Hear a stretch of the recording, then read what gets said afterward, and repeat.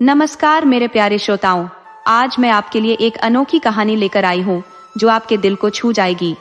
तो बिना देर किए चलिए कहानी शुरू करते हैं। बहुत समय पहले की बात है। एक नगर था जिसका नाम सृष्टिपुर था। ये नगर अत्यंत समृद्ध था। हर दिशा में खुशियों का आलम था। यहाँ किसी भी प्रकार की कोई कमी नहीं थी। इस नगर में एक व्यापारी रहता था जिसका नाम धनपत राय था और वह भी बहुत धनी था। किंतु एक समय ऐसा आया जब नगर में भयंकर अकाल पड़ गया। उस अकाल के कारण नगर की स्थिति बहुत बुरी हो गई। यहाँ तक कि धनपत राय का व्यापार भी चौपट हो गया। धनपत राय का एक बेटा था जिसका नाम यशवर्धन था। वह करीब 22 वर्ष का था और अपने पिता के समान बुद्धिमान भी था। वह नगर में अपने पिता के व्यापार में सहायता करता था। एक दिन जब यशवर्धन घर आया तो उसने देखा कि उसके पिता चिंतित दिख रहे थे। यशवर्धन ने पिता की चिंता को महसूस किया और उनके पास जाकर धीमी आवाज में पूछा, पिताजी, आज आप इतने उदास क्यों हैं? धनपत राय ने उसे समझाने की कोशिश की। नहीं बेटा, ऐसी कोई बात नहीं है। यशवर्धन ने फिर कहा, नहीं पिताजी, कोई ना कोई बात जरूर है। मुझे लग रहा है कि आप परेशान हैं। कृपया बताइए क्या हुआ है। धनपत राय कुछ कहने ही वाले थे कि तभी यशवर्धन की मां ने हस्तक्षेप किया और कहा, मैं बताती हूँ। पिछले 2 महीनों से अकाल के कारण हमारा व्यापार बुरी तरह प्रभावित हो रहा है और इसी वजह से तुम्हारे पिता चिंतित है। यशवर्धन ने आश्चर्य से कहा, क्या? लेकिन पिताजी, आपने मुझे पहले क्यों नहीं बताया? उसकी मां ने कहा, बेटा, बताने से क्या होता? अभी तुम जवान हो और तुम्हारे पिताजी बीमार रहते हैं, इसलिए वे किसी दूसरे नगर जाकर व्यापार भी नहीं कर सकते। धनपत राय ने अपनी पत्नी से कहा, मैंने तुमसे कहा था कि तुम इसे मत बताओ, लेकिन तुमने फिर भी इसे बता दिया। यशवर्धन की मां ने जवाब दिया, तो बताइए जी, मैं क्या करती? आपको इस तरह चिंतित देखकर मुझे अच्छा नहीं लगता। अब आप यशवर्धन को अपने साथ बाहर व्यापार के लिए लेकर जाइए। यशवर्धन ने आश्चर्यचकित होकर कहा, लेकिन मां, मैं? उसकी मां ने कहा, बेटा, अब तुम्हें ही बाहर का व्यापार संभालना होगा। तुम्हारे पिता अब इस काम के योग्य नहीं है। यशवर्धन ने चिंतित होकर कहा, लेकिन मां, मैंने आज तक कभी बाहर कदम नहीं रखा। मुझे बाहर की दुनिया के बारे में कुछ भी नहीं पता। मैं कैसे जाऊंगा? धनपत राय ने अपनी पत्नी से कहा, पार्वती, तुम क्या बोल रही हो? यशवर्धन अभी बहुत छोटा है, क्या वह व्यापार कर पाएगा? यशवर्धन की मां ने दृढ़ता से कहा, क्यों नहीं कर पाएगा? आपने भी तो इससे कम उम्र में व्यापार शुरू किया था और ये भी कर सकता है। क्यों बेटा, सही कह रही हूं ना मैं? यशवर्धन ने अचानक हुई इस घटना को समझने की कोशिश की। वह कभी भी घर से बाहर अपने पिता के बिना नहीं गया था और अब उसकी मां चाहती थी कि वह दूसरे नगर जाकर व्यापार करे। यशवर्धन कुछ देर तक चुप रहा। उसकी मां फिर से बोली, बोलो ना बेटा, तुम चुप क्यों हो? अब तुम्हारे पिता के कंधों से बोझ उठाने का वक्त आ गया है। तुम्हें अपनी जिम्मेदारियों को समझना होगा। मां, पर मैं कैसे? यशवर्धन ने चिंतित स्वर में कहा। उसकी मां ने तुरंत उत्तर दिया, तुम क्यों नहीं जा सकते? क्या कमी है तुम में? बुद्धिमान हो, समझदार हो, जवान हो, सब कुछ है तुम्हारे पास। धनपत राय, जो अब तक चुप थे, बोले, तुम क्या कह रही हो? अभी यह बहुत छोटा है, इसे दुनियादारी की समझ कहाँ है? यशवर्धन ने फिर कहा, नहीं पिताजी, माँ सही कह रही है। वैसे भी मुझे कभी न कभी तो घर से बाहर निकलना ही होगा व्यापार करने के लिए। धनपत राय ने चिंता भरे स्वर में कहा, पर बेटा, तुम अकेले कैसे जा पाओगे? यशवर्धन ने जवाब दिया, पिताजी, मुझे अकेला जाने की क्या जरूरत है? मैं अपने दोस्त श्रीदत्त को साथ ले जाऊंगा। धनपत राय ने संदेह भरे स्वर में कहा, लेकिन बेटा, वह तो ब्राह्मण का पुत्र है, वह भला तुम्हारे साथ क्यों जाएगा? यशवर्धन ने आत्मविश्वास से कहा, पिताजी, वो सब आप मुझ पर छोड़ दीजिए, मैं उसे मना लूंगा। इतना कहकर यशवर्धन अपने मित्र श्रीदत्त के घर की ओर चल पड़ा। श्रीदत्त यशवर्धन का बचपन का घनिष्ठ मित्र था।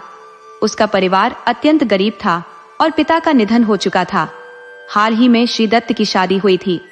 यशवर्धन ने सारी बातें उसे बताईं और साथ चलने का अनुरोध किया। श्रीदत्त ने अचंभित होकर कहा, नहीं दोस्त, मैं तुम्हारे साथ नहीं जा सकता। यशवर्धन ने हैरान होकर पूछा, क्यों नहीं जा सकते? श्रीदत्त ने मुस्कुराते हुए कहा। यह भी कोई पूछने वाली बात हुई भला? मेरी अभी अभी शादी हुई है, नई नई पंडिताइन घर आई है और मैं तुम्हारे साथ नहीं जा सकता। यशवर्धन ने समझाते हुए कहा, देखो यह तो 1 साल की ही बात है। इतने दिनों में शायद अगले साल बारिश हो जाए और मेरा व्यापार भी अच्छे से चलने लगे। श्रीदत्त ने फिर मना करते हुए कहा, नहीं दोस्त, मैं नहीं जा सकता। मेरा काम तो वैसे भी पंडितों वाला है। इस अकाल में भले ही किसी की शादी ना हो, लेकिन भूख से मरने पर भी तो कर्मकांड करने होंगे। शादी न सही, मरण दिन तो होगा ही। मुझे इन्हीं कर्मकांडों से अपनी गृहस्थी चलानी है। यशवर्धन ने दुखी होकर कहा, दोस्त, शादी के बाद तो तुम बिल्कुल ही बदल गए हो। मैंने तो सोचा था कि तुम सच्चे दोस्त हो, लेकिन तुम तो स्वार्थी निकले। श्रीदत्त ने गंभीरता से कहा, देख भाई, जब तेरी भी नई नई शादी होगी तो तू भी ऐसा ही करेगा। इंसान इस दुनिया में अकेला आता है और अकेला ही जाता है, कोई दोस्त या दुश्मन उसके साथ नहीं जाता। यशवर्धन ने निराशा भरे स्वर में कहा, मैं तुम्हारी इन दार्शनिक बातों को सुनने नहीं आया हूं। अगर तुम मेरे साथ चलोगे तो मैं तुम्हें अपने मुनाफे में 10% का हिस्सा दूंगा। श्रीदत्त ने खुश होकर कहा, क्या सच में दोगे?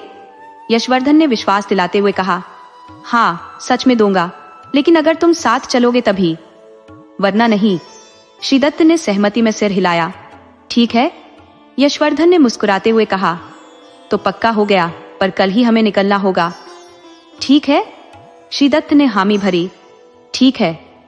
यशवर्धन ने अपने दोस्त श्रीदत्त को साथ चलने के लिए मना लिया, लेकिन जैसे ही श्रीदत्त ने अपनी पत्नी को ये बातें बताई, वह नाराज हो गई। लेकिन उसने किसी तरह अपनी पत्नी को मना लिया और अगली सुबह ही यात्रा की तैयारी करने लगे। यात्रा पर निकलने से पहले श्रीदत्त ने यशवर्धन के सामने 3 शर्तें रख दी। अगले ही दिन यशवर्धन अपने मित्र श्रीदत्त को साथ लेकर यात्रा पर निकलने की तैयारी में था। उसने रास्ते के लिए खाने पीने का सामान और अन्य आवश्यक चीजें एक बड़ी थैली में रख ली। इसके अलावा उसके पिता ने उसे व्यापार के लिए 4 स्वर्ण मुद्राएं भी दी, ताकि दूसरे नगर में व्यापार करने में उसे कोई कठिनाई न हो। थोड़ी ही देर में यशवर्धन श्रीदत्त के घर पहुंच गया और बाहर से आवाज दी, श्रीदत्त, जल्दी बाहर आओ, अगर देर करोगे तो दोपहर हो जाएगी। श्रीदत्त ने घर के अंदर से उत्तर दिया, बस तैयार हो रहा हूं, लेकिन चलने से पहले मेरी 3 शर्तें हैं। यशवर्धन ने हैरानी से पूछा, किस तरह की शर्तें? तुम कहना क्या चाहते हो दोस्त? श्रीदत्त बाहर आते हुए बोला, पहली शर्त यह है कि यात्रा के दौरान तुम मुझसे कोई बातचीत नहीं करोगे। यशवर्धन ने आश्चर्यचकित होकर कहा, क्या? ये क्या बात हुई श्रीदत्ता? बिना बातचीत के सफर करना बेहद मुश्किल हो जाएगा। उसे श्रीदत्त की बातों का कोई सिरा नहीं पकड़ आ रहा था।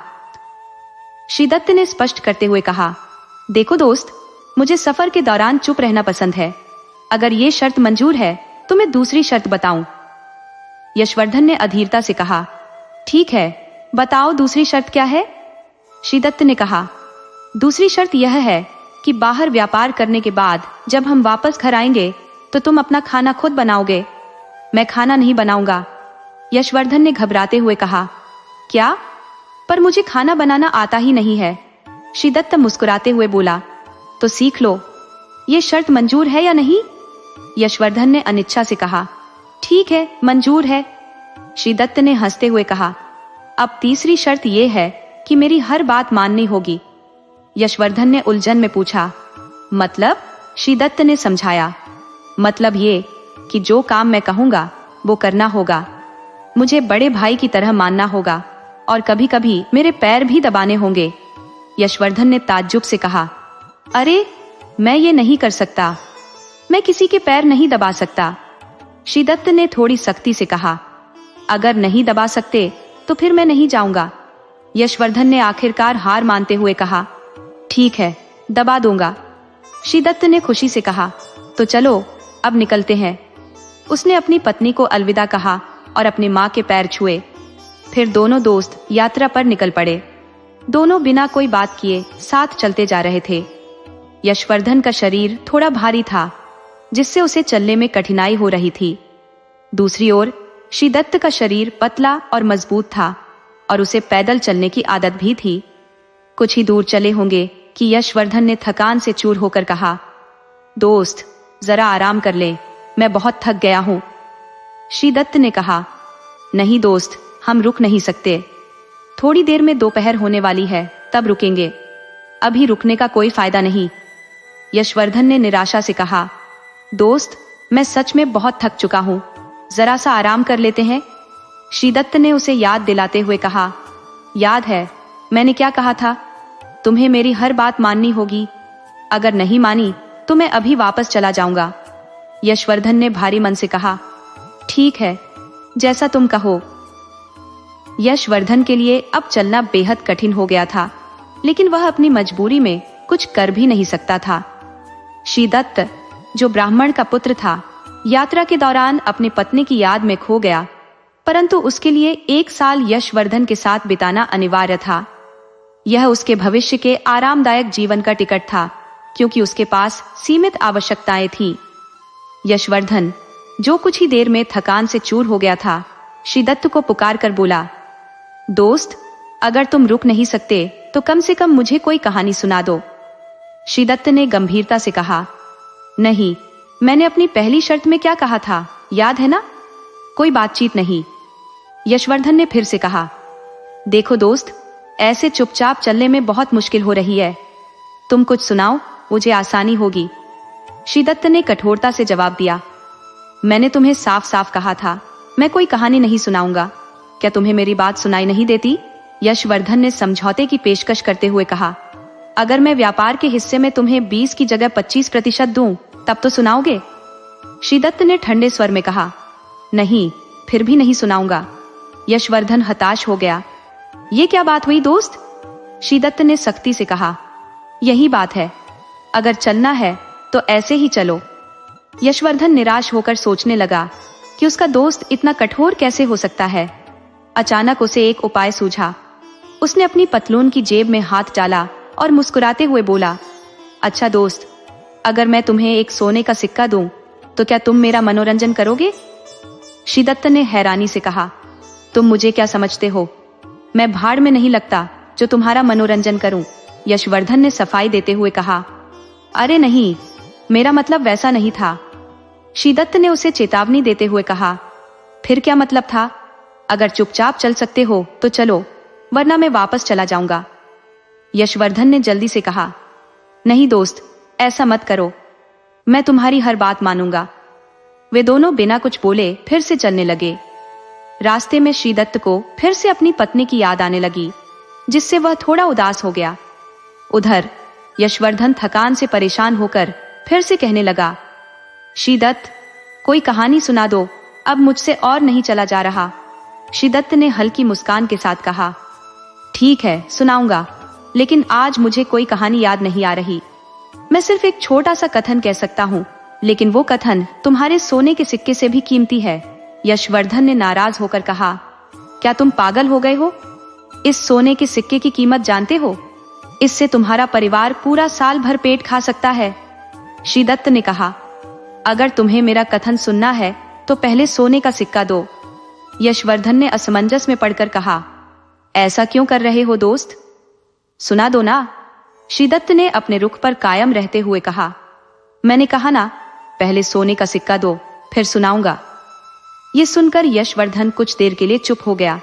उसे एहसास हो गया कि बिना सिक्के के ब्राह्मण पुत्र उससे कुछ भी नहीं कहेगा। उसने अनमने मन से अपनी पतलून से सोने का सिक्का निकाला और श्रीदत्त की ओर बढ़ाते हुए बोला, यह लो, अब सुनाओ। श्रीदत्त ने मुस्कुराते हुए सिक्का लिया और कहा, देखो दोस्त, एक से भले दो होते हैं। अगर कभी अकेला महसूस हो तो किसी साथी की तलाश करना। वह साथी कोई भी हो सकता है, इंसान, जानवर या कोई निर्जीव वस्तु, जैसे एक छड़ी।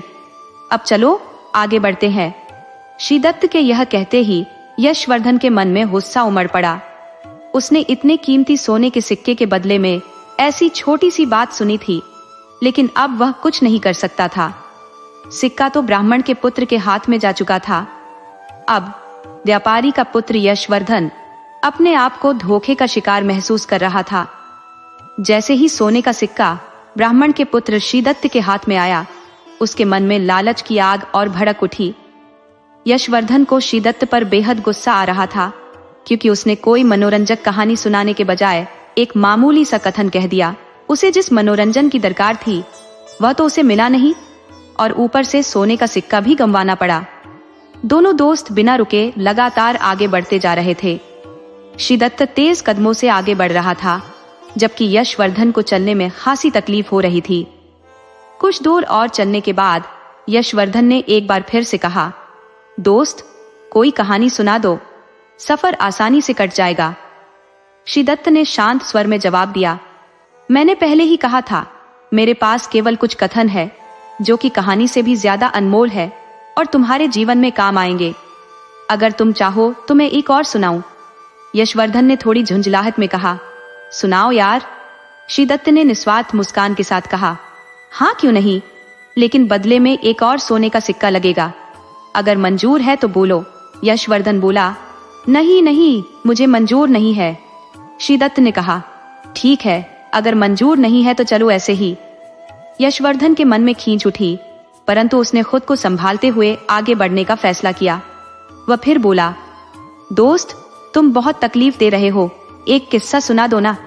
श्रीदत्त ने कहा, देखो दोस्त, मैं एक गरीब आदमी हूँ। जब अकाल पड़ता है तो क्या तुम्हारे पिताजी धान का वही मूल्य रखते हैं जो बारिश वाले साल में रखते हैं? यशवर्धन ने चौंक कर कहा, ये क्या बात हुई? तुम्हारी कहानी का हमारे व्यवसाय से क्या लेना देना है?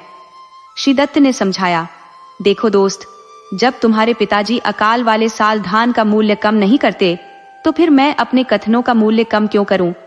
जैसे वे समय के अनुसार मूल्य बढ़ाते हैं, वैसे ही मैंने भी अपने कथनों का मूल्य समय के साथ बढ़ा दिया है। अब तुम इसे सही समझो या गलत, पर मैं वही कर रहा हूं जो दुनिया में बाकी लोग करते हैं। यशवर्धन ने जवाब दिया, तो ये बात है, फिर मुझे कोई कथन नहीं सुनना, मैं ऐसे ही तुम्हारे साथ चल दूंगा। श्रीदत्त ने कहा, ठीक है दोस्त, जैसी तुम्हारी मर्जी। ऐसा कहकर श्रीदत्त ने अपने कदमों की रफ्तार और तेज कर दी। उसे मालूम था कि यशवर्धन जरूर उससे फिर कोई कथन या कहानी सुनाने को कहेगा। वे दोनों जैसे ही कुछ और दूर चले, यशवर्धन पीछे से आवाज लगाते हुए बोला, दोस्त, अब मुझे वो कथन सुना दो। श्रीदत्त ने कहा, हाँ जरूर सुनाऊंगा, लेकिन पहले वो सोने का सिक्का दो। यशवर्धन ने अनिच्छा से अपनी जेब से सोने का सिक्का निकाला और श्रीदत्त की ओर बढ़ाते हुए कहा, ये लो, अब तो सुना दो। श्रीदत्त ने सोने का सिक्का लेते हुए कहा, ठीक है, सुनो। जब तुम किसी अजनबी के घर मेहमान बनकर जाओ और वहां शाम का खाना परोसा जाए तो पहला निवाला खाने से पहले किसी कुत्ते या बिल्ली को खिला देना। यशवर्धन ने हैरानी से पूछा, ऐसा क्यों? श्रीदत्त ने कहा, शास्त्रों में कहा गया है कि पहला निवाला खुद खाने से पहले किसी जीव को खिलाना चाहिए, इससे पुण्य मिलता है। यशवर्धन ने खींचते हुए कहा, और तुमने इस बात के लिए मुझसे एक सोने का सिक्का ले लिया?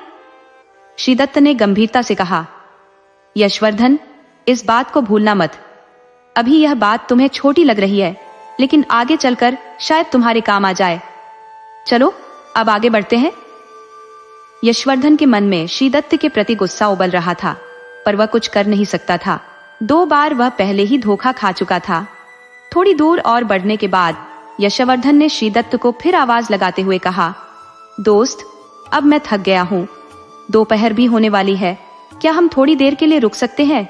श्रीदत्त ने दृढ़ता से कहा, नहीं दोस्त, हमें इस जंगल को पार करना है। रास्ते में एक घना जंगल आएगा जहाँ बहुत सारे जंगली जानवर रहते हैं। अगर हमने दिन में उस जंगल को पार नहीं किया तो हम मारे जा सकते हैं, इसीलिए हम रुक नहीं सकते। यशवर्धन ने हताश होकर कहा, लेकिन दोस्त, मैं सचमुच थक चुका हूँ। श्रीदत्त ने ठंडे स्वर में जवाब दिया, तो मैं क्या कर सकता हूँ? इसका कोई उपाय मेरे पास नहीं है। यशवर्धन ने गुस्से में कहा, देखो दोस्त, तुमने मेरे पहले ही 2 सोने के सिक्के ले लिए, लेकिन बदले में तुमने सिर्फ 2 बेमतलब के कथन सुनाए हैं। अब कम से कम कोई अच्छी कहानी सुना दो। श्रीदत्त ने हंसते हुए कहा, नहीं दोस्त, आज मेरे पास कोई कहानी नहीं है। ये सुनकर यशवर्धन चुप हो गया और कुछ देर तक कोई शब्द नहीं बोला। लेकिन जब उसकी थकान हद से ज्यादा बढ़ गई तो उसने अपना एक और सोने का सिक्का निकाला और श्रीदत्त की ओर बढ़ाते हुए कहा, लो ये सिक्का, और अब कोई बड़ी कहानी सुना दो। इस बार कोई छोटा कथन नहीं, बल्कि एक अच्छी खासी कहानी होनी चाहिए। श्रीदत्त ने कहा, ठीक है, सुनो। हालांकि ये बड़ी या छोटी मैं नहीं जानता, लेकिन ये तुम्हारे बहुत काम आएगी। यशवर्धन ने कहा, ठीक है दोस्त, लेकिन सुनाओ तो सही। श्रीदत्त ने कहा, ठीक है। जब भी तुम किसी अनजान व्यक्ति के घर मेहमान बनकर ठहरो और तुम्हारा बिस्तर लगा दिया जाए, तो उस बिस्तर पर सोने से पहले उसे अच्छे से साफ कर लो और उसे झाड़ कर विचार लेना। यशवर्धन ने पूछा, ऐसा क्यों? श्रीदत्त ने उत्तर दिया, क्योंकि जो तुम्हारा बिस्तर लगाएगा, हो सकता है कि वो गलती से कोई सुई या कांटा वहां छोड़ दे जो तुम्हें चोट पहुंचा सकता है। इसलिए बेहतर होगा कि तुम उसे खुद ही झाड़ कर बिछा लो। अब चलो आगे बढ़ते हैं। यशवर्धन ने निराश स्वर में कहा, बस इतनी सी बात थी? श्रीदत्त ने कहा, हाँ, मैंने पहले ही कहा था कि मुझे कहानियां नहीं आती। चलो अब आगे बढ़ते हैं। श्रीदत्त ने यशवर्धन को एक और छोटा सा कथन सुना दिया जो उसके किसी काम का नहीं था। यशवर्धन निराश होकर उसके साथ चलते रहा। धीरे धीरे जब वे कुछ और दूर पहुंचे तो यशवर्धन की थकान और भी ज्यादा बढ़ गई। उसके कदम लड़खड़ाने लगे। वह कुछ ही कदम और चला कि उसने श्रीदत्त को पीछे से आवाज दी, रुको दोस्त, अब मैं बहुत थक गया हूं, थोड़ी देर के लिए रुक जाऊं। श्रीदत्त ने दृढ़ता से कहा, दोस्त, मैंने पहले ही कहा था कि हम रुक नहीं सकते। यशवर्धन ने फिर से कहा, ठीक है, तो कोई कहानी सुना दो। श्रीदत्त ने उत्तर दिया, कहानी नहीं, कथन सुना दूंगा। अगर सुनना है तो बोलो, लेकिन बदले में सोने का सिक्का देना होगा। यशवर्धन ने मना करते हुए कहा, नहीं, अब मेरे पास सिर्फ एक ही सोने का सिक्का बचा है। अगर वो भी दे दिया तो मैं व्यापार कैसे करूंगा? श्रीदत्त ने मुस्कुराते हुए कहा, ठीक है, आगे बढ़ते हैं। श्रीदत्त ने आगे बढ़ते हुए अपने चेहरे पर एक स्वार्थी मुस्कुराहट बिखेरी, क्योंकि उसे पता था कि यशवर्धन जरूर उससे कहानी सुनाने को कहेगा। जैसे ही वे कुछ कदम और चले, यशवर्धन ने श्रीदत्त को फिर से आवाज दी, ठीक है दोस्त, मुझे वो कथन सुना दो। यशवर्धन ने कहा, यह सिक्का मैं बाद में दे दूंगा, अभी तो कोई कथन या कहानी सुना दो। श्रीदत्त ने दृढ़ता से कहा, नहीं दोस्त, पहले सिक्का दो, उसके बाद ही सुनाऊंगा, वरना नहीं। यशवर्धन ने निराश स्वर में कहा, अच्छा, तो तुम्हें मुझ पर इतना भी भरोसा नहीं है? श्रीदत्त ने जवाब दिया, नहीं, ये दोस्ती की बात नहीं है, ये पेट और रोजी रोटी की बात है। अगर घोड़ा घास से दोस्ती करेगा तो खाएगा क्या? ये सुनकर यशवर्धन दुखी हो गया। उसने अनिच्छा से सोने का सिक्का निकाला और बेमन से श्रीदत्त को देते हुए कहा, ये लो और अब सुना दो। श्रीदत्त ने सिक्का अपनी जेब में डाल लिया। अब यशवर्धन के पास कोई सोने का सिक्का नहीं बचा था और उसके चेहरे पर एक गजब की मुस्कान थी। श्रीदत्त ने मुस्कुराते हुए कहा, ठीक है, सुनो। जब भी तुम्हें लगे कि तुम चारों ओर से मुसीबतों में गिर गए हो, तब हार मत मानना। उन परेशानियों से लड़ते रहना, क्योंकि समय बहुत बलवान होता है। क्या पता जो आज तुम्हारा दुश्मन है वो वक्त आने पर तुम्हारा दोस्त बन जाए। इसलिए हर इंसान को बिना हार माने कोशिश करनी चाहिए और जीतने का प्रयास करना चाहिए। इस दुनिया में कोई तुम्हारा सच्चा दोस्त या दुश्मन नहीं है, ये सब तुम्हारे व्यवहार पर निर्भर करता है। अगर तुमने मुश्किल वक्त में भी अपना आत्मविश्वास और हिम्मत बनाए रखी तो तुम जरूर कामयाब हो जाओगे। श्रीदत्त ने कहा, चलो अब मैं चलता हूं। यशवर्धन ने आश्चर्य से पूछा, कहां? श्रीदत्त ने जवाब दिया, अपने घर। मैंने जो ज्ञान देना था वो दे दिया। अब मुझे अपनी पत्नी की बहुत याद आ रही है। तुम अपने रास्ते पर आगे बढ़ो। यशवर्धन ने तंज भरे लहजे में कहा, दोस्त, ये क्या बात हुई? तुमने मुझे धोखा दिया है?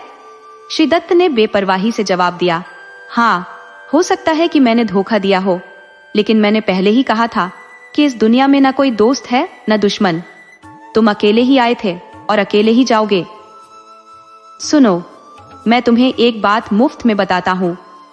अगर तुम्हें जानना हो कि कौन स्वार्थी है और कौन नहीं, तो देखो कि बुरे वक्त में तुम्हें कौन बचाने के लिए पूरी दुनिया से लड़ने को तैयार है।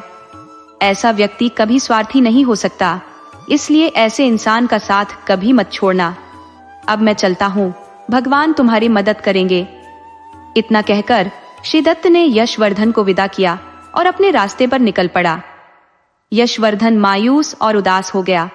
उसे अपने दोस्त से धोखा मिलने की उम्मीद नहीं थी, लेकिन अब वो कर भी क्या सकता था। वह अकेला धीरे धीरे जंगल की तरफ बढ़ने लगा। अंधेरा गहराने लगा था और उसकी बेचैनी भी बढ़ने लगी थी। उसे जल्दी से जल्दी उस जंगल को पार करना था, लेकिन थकान उसके शरीर पर हावी हो चुकी थी। शिद्दत तो उसके सारे सोने के सिक्के ले गया था और अब उसके पास सिवाय निराशा के कुछ नहीं बचा था। भूख भी उसे सताने लगी थी और शाम होने वाली थी। जो मिट्टी का पात्र वह अपने साथ लाया था उसमें पानी खत्म हो चुका था, जिससे उसकी प्यास भी बढ़ गई थी। यशवर्धन ने चारों ओर पानी की तलाश की। अचानक उसे कुछ दूरी पर घने वृक्ष दिखाई दिए। उसने सोचा कि वहां जरूर पानी होगा और वह उन वृक्षों की ओर बढ़ चला। जैसे ही वह उन वृक्षों के पास पहुंचा, उसने देखा कि वहां एक छोटा तालाब था, लेकिन उसमें बहुत कम पानी बचा था। वहां पर सूखे का प्रकोप था। उसने अपना थैला नीचे रखा और तालाब के पानी से मुंह हाथ धोए।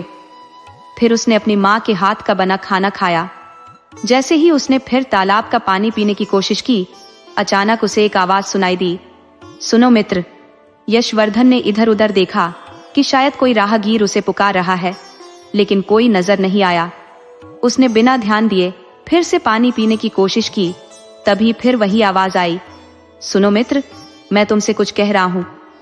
अब की बार यशवर्धन डर के मारे चारों ओर देखने लगा और जोर से बोला, तुम कौन हो? मेरे सामने क्यों नहीं आ रहे? उस आवाज ने उत्तर दिया, मैं तुम्हारे सामने ही हूं दोस्त, लेकिन शायद तुम मुझे देखना ही नहीं चाहते। यशवर्धन ने चौंकते हुए कहा, क्या मतलब? मुझे तो कुछ भी नजर नहीं आ रहा। उस आवाज ने कहा, नीचे देखो मित्र। यशवर्धन ने डरते हुए नीचे की तरफ देखा तो उसे एक कछुआ पानी से बाहर आता हुआ दिखाई दिया। उसने घबराते हुए पूछा, तुम कौन हो? क्या तुम कोई यक्ष हो? कछुआ हंसते हुए बोला, नहीं दोस्त, मैं न कोई गंधर्व हूं न यक्ष, मैं तो बस एक साधारण कछुआ हूं। क्या तुम मेरी मदद करोगे? यशवर्धन ने जवाब दिया, कैसी मदद? मैं तुम्हारी क्या मदद कर सकता हूं? मैं तुम्हारी कोई मदद नहीं करूंगा। फिर बिना और कुछ कहे यशवर्धन वहां से जाने लगा, लेकिन कछुआ फिर से पीछे से आवाज देकर बोला, सुनो मित्र, मेरी बात तो सुनो। यहाँ सूखा पड़ा है दोस्त, अगर तुम मुझे यहाँ छोड़ दोगे तो मैं बिना पानी के मर जाऊंगा। कृपया मुझे अपने साथ ले चलो। यहाँ से करीब 100 मील दूर एक बड़ी झील है, तुम मुझे वहां छोड़ देना, मैं जीवन भर तुम्हारा आभारी रहूंगा। यशवर्धन ने ठंडे स्वर में कहा, नहीं, मैं इस मामले में तुम्हारी कोई मदद नहीं कर सकता। लेकिन जैसे ही उसने कुछ कदम और बढ़ाए, उसे अपने दोस्त का पहला कथन याद आ गया, एक के भले दो। उसने रुककर सोचा और फिर कछुए के पास लौटकर डरते हुए पूछा, अच्छा, तुम सच में कछुआ ही हो ना? कछुआ हंसकर बोला, हाँ दोस्त, मैं कछुआ ही हूं, न कोई भूत हूं न पिशाच। यशवर्धन ने फिर पूछा, तो फिर तुम इंसानों की भाषा में कैसे बात कर सकते हो? कछुआ बोला, वह सब मैं तुम्हें रास्ते में बताऊंगा, लेकिन क्या तुम मुझे उस झील तक छोड़ दोगे? यशवर्धन ने कहा, ठीक है, छोड़ दूंगा, लेकिन वादा करो तुम मुझे धोखा नहीं दोगे। कछुआ बोला, अरे मित्र, मैंने तुम्हें अपना सच्चा साथी माना है, अगर तुम मुझे मौत से बचा रहे हो तो भला मैं तुम्हें धोखा क्यों दूंगा? यशवर्धन ने थोड़ा सकपकाते हुए कहा, ठीक है, लेकिन तुम मेरे साथ कैसे चलोगे? कछुआ बोला, इसमें कैसे का क्या मतलब? मुझे इस थैली में डाल लो और उसे अपने कंधे पर टांग लो। यशवर्धन ने उसकी बात मानते हुए कछुए को उठाया और उसे थैली में डाल दिया। फिर उसने अपने साथ लाए मिट्टी के पात्र में पानी भरा, ताकि जब भी रास्ते में प्यास लगे तो वह पानी पी सके। इसके बाद वह कछुए के साथ अपनी मंजिल की ओर बढ़ने लगा। धीरे धीरे सूरज ढल रहा था, लेकिन यशवर्धन अब तक जंगल से बाहर नहीं निकला था। इस कारण वह बेचैन हो रहा था और उसने धीरे से कछुए से पूछा, अच्छा, तुमने यह तो बताया ही नहीं कि तुम इंसानों की भाषा कैसे बोल लेते हो? कछुआ मुस्कुराते हुए बोला, यह तो एक वरदान है। यशवर्धन ने उत्सुकता से पूछा, मतलब? कछुआ बोला, करीब 5000 वर्ष पहले एक देवता ने इस तालाब में एक गरीब ब्राह्मण का रूप धारण किया और हमारे पूर्वजों की सेवा से प्रसन्न होकर हमें यह वरदान दिया कि हम इंसानी भाषा बोल सके और राहगीरों का मार्गदर्शन कर सके। यशवर्धन ने हंसते हुए कहा, ओह, तो यह बात है, तुमने मुझे एकदम से डरा ही दिया था। कछुआ भी हंसते हुए बोला, कोई बात नहीं मित्र, अब तो तुम नहीं डर रहे हो, है ना? यशवर्धन ने मजाकिया लहजे में कहा, अब किस बात का डर? अगर तुमने ज्यादा बकवास की तो मैं तुम्हारी गर्दन मरोड़ दूंगा। कछुआ ने हंसते हुए कहा, दोस्तों में ऐसा नहीं होता? यशवर्धन ने उसे चिढ़ाते हुए कहा, क्यों नहीं हो सकता? कछुआ बोला, क्योंकि मैं अपनी गर्दन अंदर छुपा लूंगा। दोनों हंसने लगे। फिर यशवर्धन ने कहा, अगर मैंने तुम्हें साथ नहीं लिया होता तो तुम 1 महीने में स्वर्ग सिधार जाते। अब बताओ कौन सा रास्ता सबसे सुरक्षित है, वरना मैं यहां मारा जाऊंगा। कछुआ बोला, हाँ बताता हूं। यशवर्धन कछुए के बताए हुए रास्ते पर आगे बढ़ रहा था। दोनों काफी दूर तक आ गए थे और अब सूरज डूबने ही वाला था। कछुआ और यशवर्धन दोनों ही चिंतित हो रहे थे, क्योंकि अब तक उन्होंने जंगल पार नहीं किया था। जिस जगह वे थे वहां जंगली जानवरों की आवाजें सुनाई दे रही थी। यशवर्धन कछुए के साथ बातें करते हुए आगे बढ़ता जा रहा था। तभी उसे किसी चीते की दहाड़ सुनाई दी और डर के मारे यशवर्धन के पैर जैसे जमीन से चिपक गए हों। उसका हाल बुरा हो गया था। कुछ ही पल में वह चीता उसकी आंखों के सामने था। यशवर्धन का दिल दहशत से धड़कने लगा, क्योंकि आज चीते को उसका शिकार मिल गया था। कछुआ तुरंत बोला, मित्र, अब जैसा मैं कहूं वैसा ही करो। यशवर्धन ने घबराते हुए कहा, क्या करूं? कछुआ बोला, जल्दी से मुझे इस चीते की तरफ फेंक दो और दौड़कर उस पेड़ पर चढ़ जाओ। यशवर्धन ने विरोध किया, नहीं, मैं तुम्हें इस जानवर के सामने नहीं फेंक सकता, वह तुम्हें खा जाएगा। कछुआ बोला, मित्र, अब बहस करने का वक्त नहीं है, वह किसी भी पल तुम पर हमला कर सकता है। जल्दी से कदम उठाओ, वरना जान से हाथ धो बैठोगे। यशवर्धन ने हिचकते हुए कहा, लेकिन मैं तुम्हें इस तरह से कैसे फेंक सकता हूं? कछुआ बोला, इसकी चिंता मत करो, तुम बस मुझे फेंक दो। देखो वह आ रहा है तुम्हारी तरफ। उधर चीता यशवर्धन की ओर तेजी से बढ़ रहा था। यशवर्धन ने डर के मारे पहले पेड़ की ओर देखा और फिर कछुए की ओर। वह कुछ समझ नहीं पा रहा था। तभी चीता तेजी से उसकी ओर दौड़ा।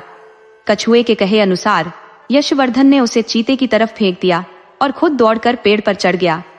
चीता तेजी से कछुए की ओर बढ़ा और जैसे ही उसे खाने के लिए अपना मुंह खोला, कछुआ ने अपने मुंह और पैरों को अपने खोल के अंदर कर लिया। कछुए का खोल इतना मजबूत था कि चीता उसे तोड़ नहीं सका। उसने उसे पलटने की भी कोशिश की, लेकिन वह इसमें भी असफल रहा। कई देर की कड़ी मेहनत के बावजूद वह शिकारी चीता कछुए को खा नहीं सका। निराश होकर उसने वहां से रुखसत कर लिया। व्यापारी का पुत्र पेड़ से नीचे उतर आया। उसने कछुए को आवाज दी और उसे उठाकर अपने सीने से लगा लिया। आंसुओं से भरी आंखों से उसने कहा, मित्र, आज अगर तुम नहीं होते तो मैं मर ही जाता। कछुआ मुस्कुराते हुए बोला, अच्छा मित्र, अगर तुम इस जंगल में नहीं आते तो मैं भी उस तालाब में भूख और प्यास से तड़प कर मर जाता। यशवर्धन ने हंसते हुए कहा, तो तुम मेरी जान बचाने का श्रेय नहीं लोगे? कछुए ने विनम्रता से कहा, कैसे ले लूं? वैसे भी मित्र शब्द का अर्थ ही तो देने वाला होता है। चलो अब जल्दी करो, नहीं तो कोई और मुसीबत आ जाएगी। कछुए की बात पर दोनों जोर से हंसने लगे और वे घने पेड़ों के बीच से होते हुए आगे बढ़े। जल्द ही अंधेरा छा गया, इसलिए उन्होंने बरगद के पेड़ के ऊपर रुकना बेहतर समझा। अगले दिन सुबह जल्दी उठकर वे पूरे दिन बातचीत करते हुए चलते रहे। शाम होते होते वे उस झील के किनारे पहुंच गए जहां कछुए को ठहरना था। चारों ओर हरियाली फैली हुई थी और बारिश भी जमकर हो रही थी। वह स्थान बेहद समृद्ध दिख रहा था। झील बहुत ही सुंदर थी और उसमें कमल के फूल खिले हुए थे। व्यापारी के पुत्र ने उदासी भरे मन से कछुए को नीचे उतारते हुए कहा, चलो मित्र, अब तुम यहीं रह सकते हो, मुझे अब आगे जाना होगा। कछुए ने भी उदास होकर कहा, यह तो मुझे पता था दोस्त कि अब हमें अलग होना पड़ेगा, लेकिन मैं तुम्हें कुछ देना चाहता हूं।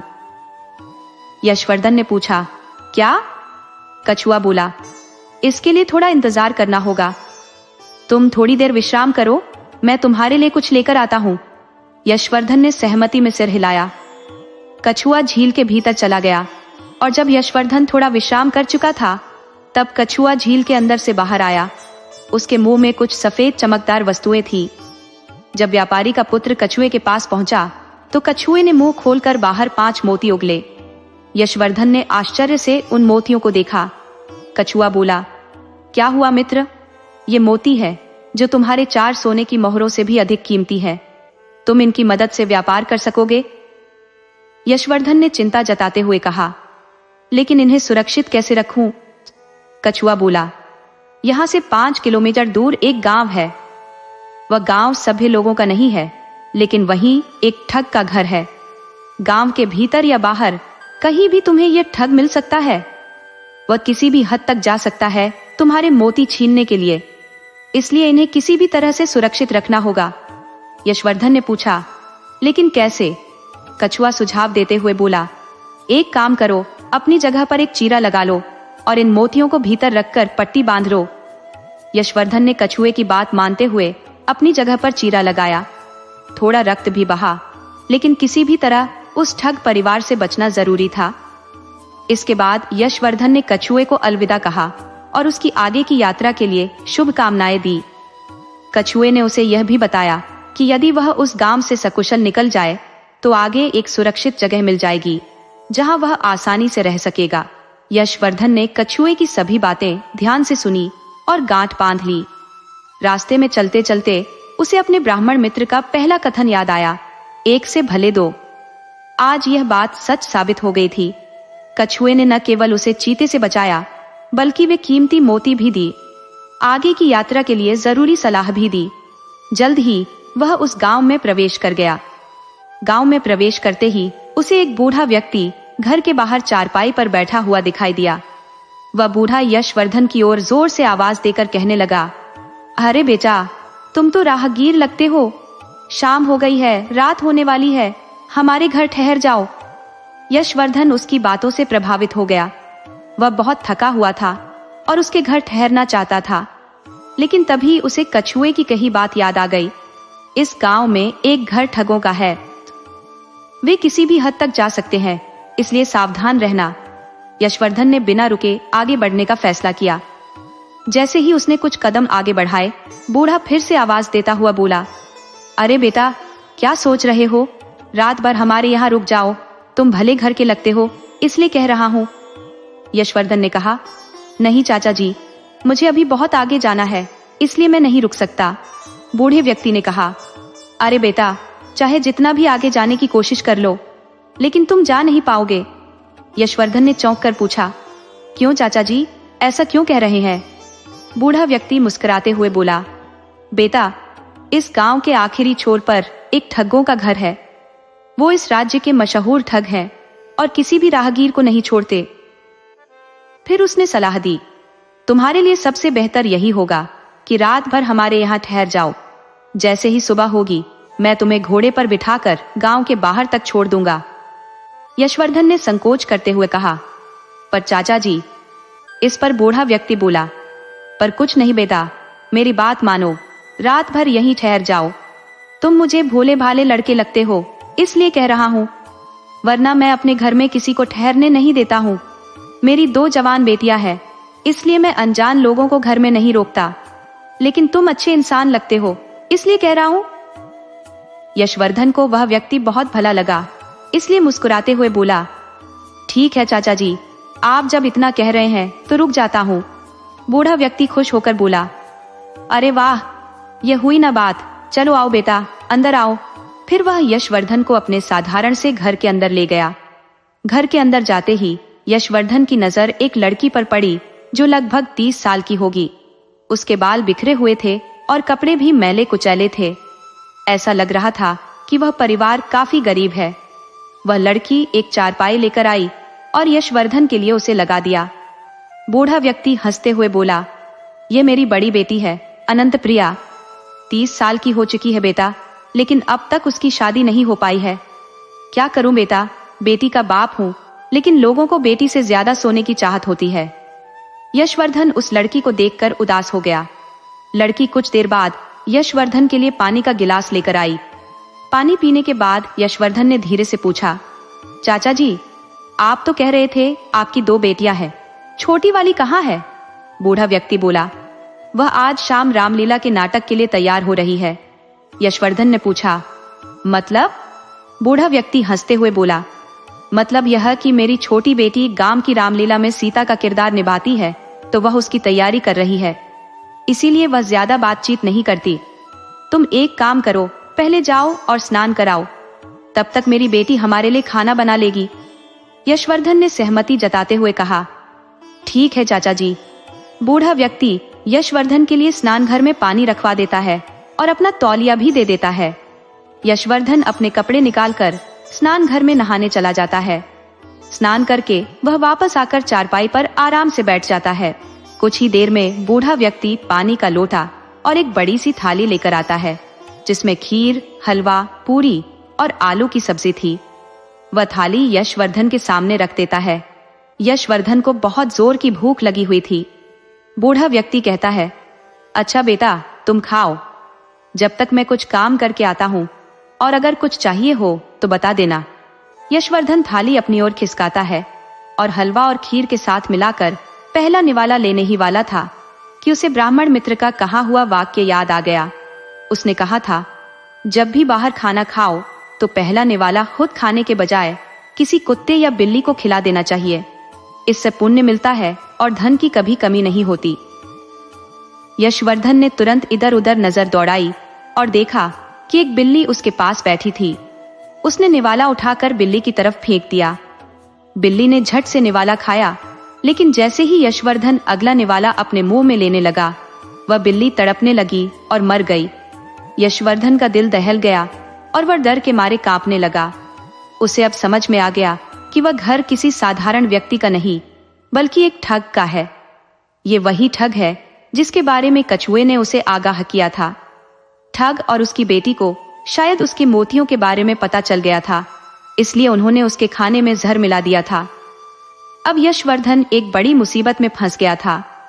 कछुए के अनुसार उस घर से बाहर निकलना न केवल कठिन था, बल्कि असंभव भी था। भय के मारे यशवर्धन की स्थिति बुरी तरह से जर्जर हो गई। उसने कांपते हाथों से बिल्ली को उठाया और दीवार के पार फेंक दिया। खाने की थाली को भी उसने दीवार के दूसरी ओर उछाल दिया।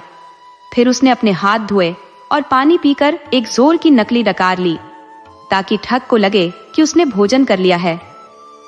यशवर्धन अब सोच रहा था कि कोई भी मुसीबत कभी भी आ सकती है, लेकिन वह नहीं जानता था कि यह मुसीबत कैसी होगी, जवानी की या वृद्धावस्था की या फिर शांतिपूर्वक बैठने की। इधर बूढ़ा ठग और उसकी 30 वर्षीय बेटी उसके मरने का इंतजार कर रहे थे। ठग ने गंभीरता से पूछा, बेटी, तुमने कहा था कि तुमने खाने में बहुत सारा जहर मिला दिया है, लेकिन वह मरा नहीं, इसका क्या कारण है? अनंत प्रिया ने कहा, पिताजी, मैंने तो जहर डाला था, लेकिन वह बेजान क्यों नहीं हुआ? लगता है वह तो किसी खास मिट्टी का बना है जो इतना जहर भी सहन कर गया। ठग ने चिंता जताई, बेटा ध्यान से देखो, क्या तुमने वास्तव में जहर डाला था? अनंत प्रिया ने जवाब दिया, पिताजी, मैंने तो जहर डाला था, अगर यकीन नहीं हो तो आप खुद खाकर देख ले। ठग गुस्से में बोला, तुम पागल हो क्या? अपने पिता को मरे हुए देखना चाहती हो? चलो मैं देखता हूं कि वह क्यों नहीं मरा, तब तक तुम दूसरी योजना पर काम करो। अनंत प्रिया ने कहा, जी पिताजी, और अपने पिता की योजना के अनुसार आगे की तैयारी करने लगी। ठग ने यशवर्धन के पास जाकर प्यार से कहा, खाना अच्छा था बेटा? यशवर्धन ने झिझकते हुए कहा, हाँ चाचा जी, बहुत अच्छा था। ठग ने कहा, अच्छा, तुम सोच रहे हो क्या? यशवर्धन ने सोचा कि ठग और उसकी बेटी ने उसे मारने की पूरी योजना बनाई थी। उसने खुद को धन्यवाद कहा कि ब्राह्मण मित्र ने उसे सावधान किया, वरना वह बिल्ली की तरह कब का गिर गया होता। ठग ने फिर पूछा, क्या सोच रहे हो बेटा? यशवर्धन ने मुस्कुराते हुए कहा, चाचा जी, मैं सोच रहा था कि क्या आप ऐसा स्वादिष्ट भोजन सभी मेहमानों के लिए बनाते हैं या सिर्फ मेरे लिए? ठग ने हिचकिचाते हुए कहा, हाँ, सभी के लिए बनाते हैं। मेहमान भगवान का रूप होते हैं। यशवर्धन ने सोचा, तो आप सभी को जहर का भोजन कराते हैं और खुद को भगवान मानते हैं। ठग ने कहा, क्या सोच रहे हो बेटा? यशवर्धन ने कहा, कुछ नहीं चाचा जी। ठग ने कहा, आओ बेटा, तुम्हें थकावट महसूस हो रही होगी, मैंने तुम्हारा बिस्तर लगा दिया है, कमरे में जाकर सो जाओ। यशवर्धन ने झूठी मुस्कान के साथ कहा, ठीक है चाचा जी। धीरे धीरे वह कमरे की ओर बढ़ा। उसके मन में अनेकों सवाल थे, लेकिन उनके उत्तर न थे। उसे पता नहीं था कि वह इतनी बुरी स्थिति में फंस गया है। कमरे में जाकर उसने दरवाजा बंद कर लिया ताकि बाहर से कोई अंदर न आ सके। उसने बिस्तर की ओर बढ़ते हुए सोचा कि क्या ठग और उसकी बेटियों ने बिस्तर के नीचे कोई चुड़ैल रखी होगी। लेकिन अगले पल उसने सोचा कि उसकी बेटी किसी चुड़ैल से कम नहीं है, जो पैसे के लिए एक सुंदर युवक को मारने पर उतारू हो गई है। यही कारण है कि उसकी शादी नहीं हुई है। उसके दिमाग में अनेकों सवाल थे, जैसे वह बलि का बकरा बनेगा या जीवित बचेगा। इसका उत्तर भगवान के पास था। थका हुआ महसूस करते हुए उसने बिस्तर पर लेटकर अपने भविष्य की योजना बनाने का विचार किया। अचानक यशवर्धन को ब्राह्मण पुत्र का तीसरा उपदेश याद आ गया, जिसमें कहा गया था कि जब किसी अजनबी के घर मेहमान बनकर जाओ और रात को सोने जाओ तो बिस्तर को ठीक से समेटकर वापस बिछाना चाहिए। यशवर्धन ने बिस्तर पर नजर डाली और चौंक गया। बिस्तर मचान पर रखा हुआ था, जो लकड़ी की बजाय कच्चे धागों से बुना गया था। नीचे एक तलघर था जो उस कमरे से लगभग 20 फीट गहरा था। तलघर में एक बड़ी तेल की कढ़ाई चढ़ाई गई थी, जिसमें तेल गर्म हो रहा था। आग की लपटें और तेल की गर्मी को ऊपर तक महसूस किया जा सकता था। यशवर्धन का शरीर कांपने लगा, क्योंकि उसकी मौत की पूरी तैयारी की गई थी। कच्चे धागों से बने मचान पर सुंदर बिस्तर सजाया गया था ताकि किसी को शक न हो। बिस्तर के वजन से धागे टूट जाते और बिस्तर सहित वह कढ़ाई में गिर जाता, जिसमें उबलता तेल था, और उसकी मृत्यु सुनिश्चित हो जाती। लेकिन ब्राह्मण के उपदेश ने उसे बचा लिया। उसने पसीना पोंछा और बिस्तर को उसी तरह से बिछा दिया जैसे पहले था। अब वह गहरे निराशा के अंधकार में डूब गया था। उसे पता था कि ठग के घर से बाहर निकलना सिर्फ कठिन ही नहीं बल्कि असंभव था, लेकिन उसे किसी भी तरह वहां से बाहर निकलना था। उसने चारों ओर नजर दौड़ाई। एक खिड़की दिखाई दी, लेकिन जब उसने खिड़की खोली तो पाया कि घर जमीन से कम 20 फीट ऊपर बना था। वहां तक पहुंचना बहुत कठिन था। निराश होकर उसने खिड़की को फिर से बंद कर दिया। वहीं कुछ समय बीत जाने के बाद भी जब यशवर्धन कढ़ाई में नहीं गिरा तो ठग और उसकी बेटी रूपवती के कमरे में गए। रूपवती अपने बाल संवार रही थी। वह बेहद सुंदर थी और उसकी खूबसूरती के बावजूद वह अपने काम में बहुत दक्ष थी। ठग परिवार की यह सबसे कुशल ठगनी थी, जो जितनी सुंदर थी उतनी ही निर्दयी भी थी। कितने ही निर्दोष लोगों की उसने जान ली थी। जब ठग उसके पास पहुंचा तो रूपवती ने शैतानी मुस्कान के साथ कहा, पिताजी, कभी खुद से भी काम कर लिया कीजिए। जब भी कोई बड़ा मेहमान आता है आप उसे मुझसे निपटाने का काम देते हैं। अनंत प्रिया ने कहा, छुटकी, आज का मेहमान बहुत चतुर है। एक तो हमें अब तक ये पता नहीं चला कि उसने अपना धन कहाँ छुपा रखा है। दूसरा, उसने हमारी दोनों योजनाओं को नाकाम कर दिया है। रूपवती ने कहा, ठीक है, मैं जाती हूँ, देखती हूँ वह मेरे रूप से कैसे प्रभावित होकर सब कुछ सच सच नहीं बता देता। ठग ने कहा, जाओ बेटी, मेरा आशीर्वाद तुम्हारे साथ है। रूपवती ने एक बड़ा खंजर और बेहोशी की दवाई की डिब्बी अपने साथ ले ली। फिर उसने दूध का गिलास हाथ में लिया और यशवर्धन के कमरे की ओर बढ़ी। यशवर्धन कमरे के कोने में उदास बैठा था और घर से बाहर निकलने की योजना बना रहा था, लेकिन उसके दिमाग में कोई ठोस विचार नहीं आ रहा था। अचानक दरवाजे पर खटखटाहट सुनकर यशवर्धन ने डरते हुए दरवाजे की ओर बढ़ा और कांपती आवाज में पूछा, कौन है? बाहर से आवाज आई, मैं रूपवती हूँ, आपके लिए दूध लाई हूँ। यशवर्धन ने जवाब दिया, मैं दूध नहीं पीता। रूपवती ने कहा, ठीक है, दरवाजा खोलिए। अगर आप दूध नहीं पीते तो भी दरवाजा खोलिए। यशवर्धन ने डरते हुए दरवाजा खोला और रूपवती को देखकर हैरान रह गया। वह साड़ी में किसी अप्सरा से कम नहीं लग रही थी और उसके चेहरे पर कातिलाना मुस्कान थी।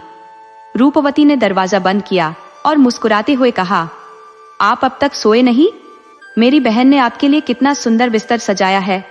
यशवर्धन ने कहा, हाँ, बिस्तर बहुत अच्छा है। आपकी बहन ने हमारे लिए अच्छा खाना बनाया। अगर बिल्ली मेरे पास ना होती तो मैं कब का गिर चुका होता। अगर मैंने बिस्तर को झाड़ा नहीं होता तो मैं अब तक तेल में तला गया होता। रूपवती ने कहा, अच्छा, लेकिन चिंता मत कीजिए, मैं मेरी बहन और पिताजी की तरह नहीं हूँ। यशवर्धन ने कहा, तुम इतनी खतरनाक हो कि मुझे अब शक है कि तुम दूध में जहर मिलाकर लाई हो। रूपवती ने जवाब दिया, ऐसा कुछ नहीं है, मैं सच बोल रही हूँ, इस दूध में कोई जहर नहीं है। यशवर्धन ने कहा, मैं इसका कैसे यकीन कर सकता हूँ? रूपवती बोली, ठीक है, मैं एक घूंट पीकर दिखाऊंगी, तब तुम्हें विश्वास हो जाएगा। यशवर्धन ने कहा, हाँ, पीकर बताओ। रूपवती ने दूध के गिलास से एक घूंट पिया। यशवर्धन ने उसे ध्यानपूर्वक देखा और जब उसे यकीन हुआ कि दूध में कोई जहर नहीं है तो उसने जल्दी से गिलास छीन लिया और पूरा दूध एक ही बार में पी गया।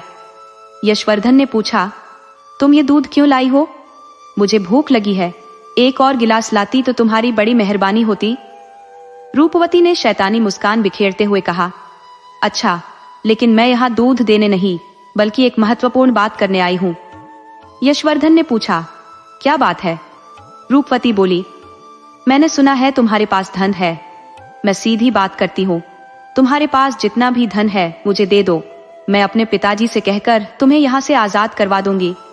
यशवर्धन ने कहा, मेरे पास कोई धन नहीं है, मैं तो एक गरीब आदमी हूँ, मेरे पास पैसे कहाँ से आएंगे? रूपवती ने क्रोधित होकर खंजर निकाल लिया और धमकाते हुए कहा, देखो, मुझे चुपचाप बताओ वरना यह खंजर तुम्हारे पेट में घुस जाएगा। यशवर्धन ने कहा, तुम इतनी खूबसूरत हो, तुम पर गुस्सा नहीं आ सकता। ये उम्र खंजर से हत्या की नहीं है, मैं तो तुम्हें अपना दिल दे चुका हूँ। रूपवती ने कहा, दिल अपने पास रखो, मुझे पैसे के सिवाय कुछ और नहीं चाहिए, फालतू की चीजें मुझे पसंद नहीं, चुपचाप धन निकालो वरना मैं तुम्हें जान से मार दूंगी। यशवर्धन ने कहा, तुम्हें मार देने से तुम खुश नहीं रहोगी, क्योंकि मरने के बाद भी तुम्हारे दिल में यही दुख रहेगा कि तुमने एक गरीब आदमी की जान ले ली। रूपवती ने कहा, मतलब तुम्हें मारने से मैं खुश क्यों नहीं रहूंगी? यशवर्धन ने जवाब दिया, क्योंकि मैं एक निर्दोष आदमी हूं और तुम्हें इस पर पछतावा होगा। रूपवती ने कहा, जल्दी बोलो वरना मैं तुम्हारे पेट में खंजर घुसा दूंगी। यशवर्धन ने गोलमोल बातें करते हुए कहा, देखो, मैं एक खूबसूरत लड़का हूं, अगर तुमने मुझे छोड़ दिया तो तुम्हारा दिल सुकून पाएगा वरना तुम पूरी जिंदगी पछताओगी। रूपवती ने कहा, चुप रहो, मुझे किसी से कुछ नहीं लेना देना, लेकिन अगर तुम यकीन नहीं करते तो बिस्तर के नीचे बने तलघर में जाकर देख लो, वहां कितने नर कंकाल पड़े हैं। अगर तुमने मुझे अपने धन के बारे में नहीं बताया तो तुम भी उन कंकालों में शामिल हो जाओगे। यशवर्धन ने महसूस किया कि रूपवती जितनी सुंदर लग रही थी उतनी साधारण नहीं थी। उसे अचानक अपने ब्राह्मण दोस्त का चौथा उपदेश याद आ गया, जिसमें कहा गया था कि जब तुम किसी बुरी स्थिति में फंसे हो तो उस स्थिति से बाहर निकलने के सभी उपाय अपनाओ। यशवर्धन ने कहा, रुको, मैंने तुम्हें कहा है, अगर तुमने मुझे मारा तो तुम पछताओगी, बिल्कुल उसी राम प्रताप की तरह। रूपवती ने पूछा, राम प्रताप कौन है? यशवर्धन ने कहा, बताता हूं। रूपवती ने कहा, जल्दी बताओ वरना खंजर तुम्हारे पेट में घुसा दूंगी।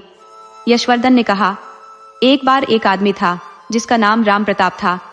वह बहुत गरीब था और उसने विदेश जाकर काम करने का निश्चय किया, इसलिए उसने अपने 10 साल के बेटे और पत्नी को अकेला छोड़कर विदेश चला गया। रूपवती ने कहा, फिर क्या हुआ, जल्दी बताओ।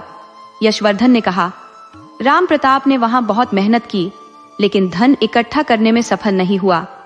एक बार उसने अपनी पत्नी और बेटे के लिए मिठाई का डिब्बा अपने मित्र के हाथ भेजा ताकि वे दान इकट्ठा कर सके। रूपवती ने पूछा, फिर क्या हुआ? यशवर्धन ने उत्तर दिया, फिर उसका मित्र उसके गांव आया और मिठाई का डिब्बा उसकी पत्नी को सौंप दिया।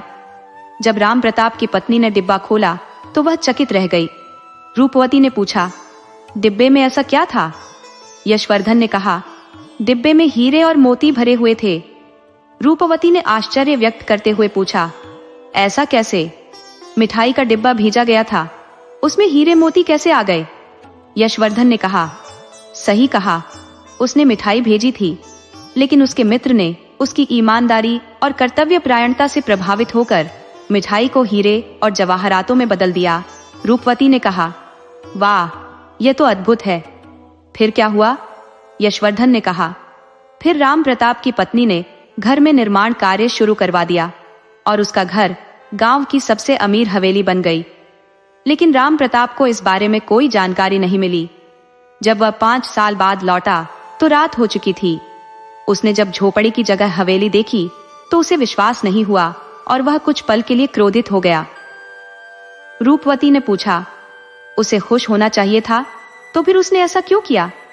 यशवर्धन ने कहा, वह खुश नहीं हुआ क्योंकि उसे अपनी पत्नी पर शक हुआ। उसे लगा कि इतनी बड़ी हवेली बनने के लिए इतना पैसा विदेश से नहीं आ सकता। हवेली के अंदर जाकर उसने अपनी पत्नी को एक जवान पुरुष के साथ सोते हुए देखा, जिससे वह और भी गुस्से में आग बबूला हो गया। रूपवती ने पूछा, फिर? यशवर्धन ने कहा, राम प्रताप ने पास की दीवार से तलवार उठाई और सोते हुए युवक को मौत के घाट उतार दिया। युवक की चीख सुनकर उसकी पत्नी जाग गई और उसे देखकर चौंक गई। उसने कांपती आवाज में पूछा, यह तुमने क्या किया? राम प्रताप ने कहा, वही जो मुझे करना चाहिए था। लक्ष्मी ने मेरे पीछे किसी पराये मर्द के साथ समय बिताया, यही कारण था कि हवेली बनी। बताओ वह कौन था? उसकी पत्नी ने चीखते हुए कहा, हे भगवान, वह तो हमारा इकलौता बेटा सोमवीर था। तुमने मेरे बेटे को मार दिया। यशवर्धन ने आगे कहा। राम प्रताप को गहरा आघात लगा और उसने अपनी पत्नी को भी मरते हुए देखा। उसकी पत्नी ने सदमे में अपनी जान गंवा दी। राम प्रताप ने दुखी होकर कहा, हे राम, यह बहुत गलत हुआ। यशवर्धन ने कहा, देखो, राम प्रताप का पूरा परिवार उजड़ गया क्योंकि उन्होंने बिना सोचे समझे अपने बेटे की जान ले ली। क्रोध हमारी बुद्धि को नष्ट कर देता है, इसलिए हमेशा सोच समझकर काम करो। मैं तुम्हें बार बार कह रहा हूं, अगर तुमने मुझे मारा तो तुम्हें कुछ भी हासिल नहीं होगा। तुम भी राम प्रताप की तरह पछताओगी। रूपवती ने गुस्से में यशवर्धन के पेट पर खंजर का नोक लगाते हुए कहा, बात का विषय मत बदलो, चुपचाप धन के बारे में बताओ, वरना यह खंजर तुम्हारे सीने में घुस जाएगा। जल्दी बताओ। यशवर्धन ने कहा, अरे ठहर जाओ, शांत हो जाओ। यशवर्धन ने ठगनी को अपनी बातों में उलझाने की कोशिश की, लेकिन वह इतनी आसानी से नहीं पसीजी। उसने मौके का फायदा उठाकर अपने तरकश से चालें चलनी शुरू की। रात का दूसरा पहर शुरू हो चुका था और यशवर्धन को किसी भी तरह से वहां से निकलना था।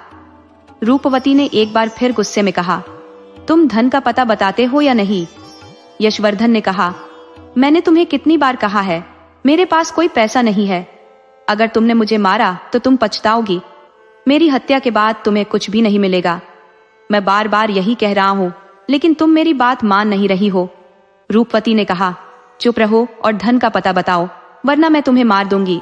यशवर्धन ने कहा, तुम्हें मारने से क्या हासिल होगा? अगर चाहो तो मुझसे विवाह कर सकती हो। तुम तो बहुत ही खूबसूरत हो। रूपवती ने प्रतिक्रिया दी, ठीक है, लेकिन अब एक प्रेम कहानी सुनाओ और ध्यान रहे कि कहानी का अंत दुखद न हो, नहीं तो मैं तुम्हारे सीने में खंजर घोंप दूंगी। यशवर्धन ने महसूस किया कि ठगनी उसकी कहानियों से प्रभावित हो रही है, इसलिए उसने ठगनी को पराजित करने के लिए अगला कदम उठाने का निर्णय लिया। उसकी नजर अचानक उस नशे की दवा की डिब्बी पर पड़ी जो उसने बेहोशी लाने के लिए लाई थी। जब यशवर्धन ने कुछ नहीं कहा तो रूपवती ने गुस्से में आकर कहा, या तो कहानी सुनाओ या तुम्हें अभी मार दूं। यशवर्धन ने कहा, मैं कहानी सुनाऊंगा, लेकिन पहले यह बताओ कि तुम्हारे हाथ में यह डिब्बा किस चीज का है? रूपवती ने कहा, यह डिब्बा मैंने तुम्हें बेहोश करने के लिए लाया था। यशवर्धन ने पूछा, इसमें ऐसा क्या है जो लोगों को बेहोश कर देता है? रूपवती ने जवाब दिया, यह तो बहुत आसान है।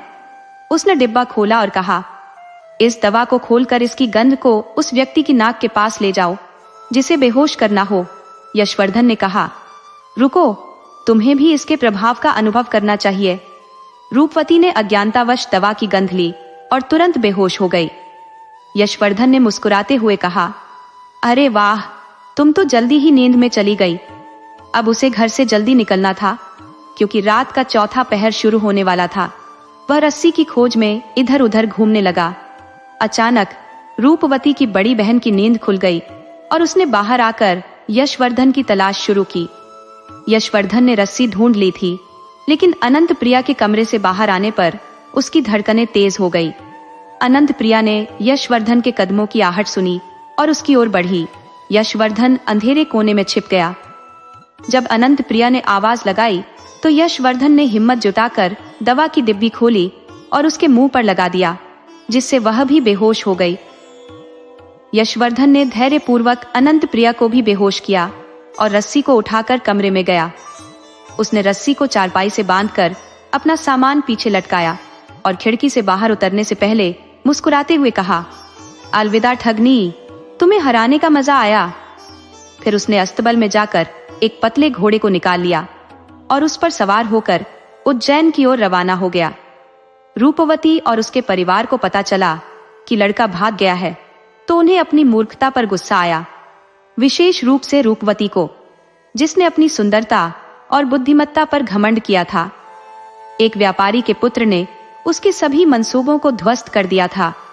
यशवर्धन ने उज्जैन में अपने व्यापार की नींव रखी और एक व्यापारी की पुत्री से विवाह भी किया। 2 साल के अंतराल पर यशवर्धन अपने माता पिता से मिलने अपने नगर सृष्टिपुर आया। उसके माता पिता उसकी बहादुरी और बुद्धिमत्ता पर गर्वित थे। अब उनका व्यापार पुनः सुव्यवस्थित हो गया था।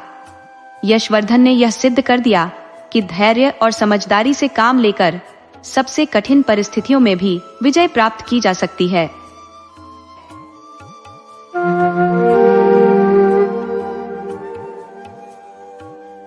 घमंडी देवरानी। एक गांव में 7 भाई अपने वृद्ध माता पिता और एक बहन के साथ रहते थे। 7 भाइयों का विवाह हो चुका था और वे सभी मिलजुल कर रहते थे। इन 7 भाइयों में सबसे छोटा भाई था, जिसकी पत्नी अत्यंत सुंदर और बुद्धिमान थी। वह नित्य पूजा पाठ करती थी और ईश्वर के प्रति उसकी अगाध श्रद्धा थी। उसकी यह भक्ति देखकर उसकी छहों जेठानियां उससे ईर्ष्या करती थी और सास ससुर को भी उसके खिलाफ भड़काती रहती थी। बड़े 6 भाई खेती बाड़ी का काम करते थे और छोटा भाई साहूकार के यहाँ नौकरी करता था। जब बड़े भाई खेतों में काम करते थे तो उनकी पत्नियों को भी उनके साथ जाकर काम करना पड़ता था, परंतु छोटे भाई की पत्नी खेतों में नहीं जाती थी क्योंकि उसका पति नौकरी करता था। अतः वह घर में ही खाना पकाने का काम करती थी। इस बात से भी बड़ी जेठानियां उससे जलती थी। उन्हें लगता था कि यह तो आराम से जीवन व्यतीत कर रही है, जबकि हमारे भाग्य में कष्ट है कि हमें खेतों में भी काम करना पड़ता है। इसलिए वे उसे विभिन्न तरीकों से सताती रहती थी और उसे सताने के लिए नए नए षड्यंत्र रचती रहती थी। एक दिन की बात है, जब हमेशा की तरह सूर्यास्त होते ही छोटा भाई काम से लौट आया और बाकी 6 भाई भी खेतों से आ गए। नहा धोकर सभी भाई एक साथ भोजन करने बैठे। उनके माता पिता और बहन भी भोजन में शामिल हुई। बाद में उनकी पत्नियां भी भोजन करने बैठ गई। बड़ी जेठानियां, जो बड़े भाइयों की पत्नियां थी, जल्दी जल्दी खाना खाकर हाथ मुंह धो लेती और रसोई से फटाफट बाहर निकल जाती ताकि उन्हें रसोई का कोई काम न करना पड़े। बेचारी छोटी देवरानी सारे घर, सारी रसोई की साफ सफाई, बर्तन मांजना और फिर सारी रसोई को समेटकर सारा काम निपटाकर चुपचाप अपने कमरे में सोने चली जाती। वहां उसका पति उसकी राह देख रहा होता था। दोनों कुछ देर बातें करते और फिर सो जाते थे, क्योंकि उसका पति अपनी पत्नी से बहुत प्रेम करता था। वह उसके भोलेपन से परेशान रहता था कि उसकी भाभियां उसके भोलेपन का फायदा उठाती हैं। इधर नीचे क्या होता है, जब छोटी देवरानी सारा काम निपटाकर अपने कमरे में सोने चली जाती है तो छहों जेठानियां रसोई घर में इकट्ठा होती हैं और उसे सताने के लिए योजना बनाती है। वे घर के पिछवाड़े से एक सांप पकड़कर लाती है और उसे पानी के घड़े में डालकर ऊपर से ढक्कन लगाकर चुपके से अपने कमरों में जाकर सो जाती है। पूरे दिन वह चालाकी से थकान का नाटक करती रहती थी, यह दिखाते हुए कि वह खेत में काम करके बहुत थक गई है, और सो जाती थी। अगले दिन सुबह वह जानबूझकर देर से उठती थी। जैसे ही सूर्योदय हुआ, छोटी देवरानी, जो छोटी बहू भी थी, जाग गई और अपने दैनिक कार्यों में लग गई। अपने रोजमर्रा के कामों को निपटाकर वह खाना बनाने के लिए रसोई में गई। जब उसने पानी के घड़े का ढक्कन उठाकर पानी निकालने के लिए हाथ अंदर डाला तो उसे सांप ने दंस लिया। वह तुरंत अपने ससुर, जो घर में सो रहे थे, को पुकारती है और कहती है, घर में सोए हुए ससुर जी, मुझे सांप ने दंस लिया है, मुझे बहुत दर्द हो रहा है। उसके ससुर जवाब देते हैं, घर में चौबंदी है, दहलीज बनी हुई है, पास आकर लक्ष्मी कौन आई है। इसके बाद वह अपनी सास को मदद के लिए बुलाती है, घर में सोए हुए सासू जी, मुझे सांप ने दंस लिया है, मुझे बहुत दर्द हो रहा है। सास जवाब देती है, घर में चौबंदी है, चारों तरफ 4 दीवारें बनी हुई है, दहलीज बनाई हुई है, पास आकर लक्ष्मी कौन आई है। वह निराश होकर एक एक करके अपने सभी देवरों, जेठों, जेठानियों और ननद को भी मदद के लिए पुकारती है। लेकिन सभी वही जवाब देते हैं। अंत में वह अपने पति को पुकारती है, पलंग पर सोए हुए पति जी, मुझे सांप ने दंस लिया है, मुझे बहुत दर्द हो रहा है। पत्नी की पुकार सुनकर पति हड़बड़ाकर उठते हैं और दौड़कर रसोई में घुसते हैं। वहां उन्हें अपनी पत्नी मृत पड़ी हुई दिखाई देती है और उसका पूरा शरीर नीला पड़ गया है। अपनी पत्नी को मृत देखकर पति को गहरा दुख होता है और वह बहुत रोते हैं। वे भगवान से प्रार्थना करते हैं, हे भगवान, यह तो बहुत भोली भाली और आपकी परम भक्त थी, माता रानी के साथ इतना बुरा क्यों हुआ। वह अपनी पत्नी का शव कंधे पर उठाकर बाहर लाते हैं और उसे घर की दहलीज पर रख देते हैं। उधर उसकी सबसे छोटी बहन के मायके में भी एक अनहोनी घटना घट जाती है। उनकी माँ के आंगन में जो तुलसी का बिरवा था वह अचानक सूखकर मर जाता है। इसे देखकर छोटी बहू का भाई चिंतित हो जाता है, क्योंकि उसकी बहन ने अपनी डोली में बैठते समय उससे कहा था, भाई, अगर मेरे ऊपर कोई संकट आ गया तो यह तुलसी भी मर जाएगी। भाई एक क्षण भी बर्बाद नहीं करता और उसी वेशभूषा में दौड़कर अपनी बहन के ससुराल पहुंच जाता है। वहां सबसे पहले वह अपनी बहन के ससुर से पूछता है, ससुर जी और सास जी, मेरी बहन कहाँ है। ससुर जवाब देते हैं, बेटा, हमने तुम्हारी बहन को कहीं नहीं देखा। ससुर का जवाब सुनकर भाई अपनी सास से पूछता है और उन्हें भी वही जवाब मिलता है। बाद में वह अपनी बहन की जेठानी, ननद और देवरों से भी पूछता है, लेकिन सभी से उसे एक ही जवाब मिलता है। अंत में वह अपने बहनोई के पास जाता है और पूछता है, जीजा जी, मेरी बहन कहाँ है। यह सुनते ही बहनोई जोर जोर से रोने लगता है और साले को सारी बात बताता है। साला अपनी बहन की मृत्यु की खबर सुनकर फूट फूट कर रोने लगता है। कुछ देर तक वह रोता रहता है। इसके बाद वह अपनी बहन को जीवित करने के लिए भगवान से प्रार्थना करने का निर्णय लेता है। यह सोचकर कि भगवान उसकी प्रार्थना सुन लेंगे, वह उठकर मंदिर की ओर चल पड़ता है। इधर सातवां भाई सोचता है कि पत्नी का शव ज्यादा देर तक घर पर रखना उचित नहीं है, उसे अंतिम संस्कार दे देना चाहिए। वह अपनी माँ के पास जाता है और कहता है, माँ, मेरी बहू की गोद भरना है, उसका काजल कुमकुम लगाना है। माँ कहती है, तुम्हारी मृत पत्नी को तुम ही काजल कुमकुम क्यों नहीं लगाते, तुम ही उसके दाह संस्कार के लिए आगे क्यों नहीं आते। मृत पत्नी की गोद भरने के लिए माँ तैयार नहीं होती है। यह देखकर वह अपनी बड़ी भाभी से कहता है कि वह उस रस्म को पूरी करे, लेकिन वह भी सास की तरह ही जवाब दे देती है।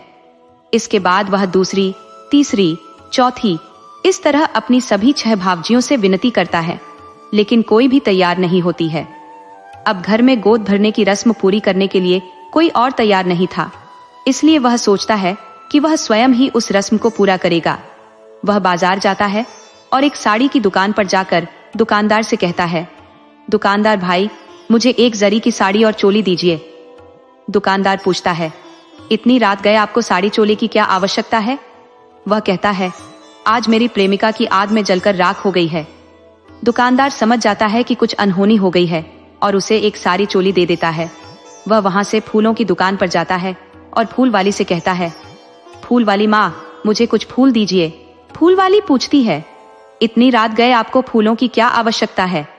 वह कहता है, आज मेरी प्रेमिका की बग्घी यहाँ राख हो गई है।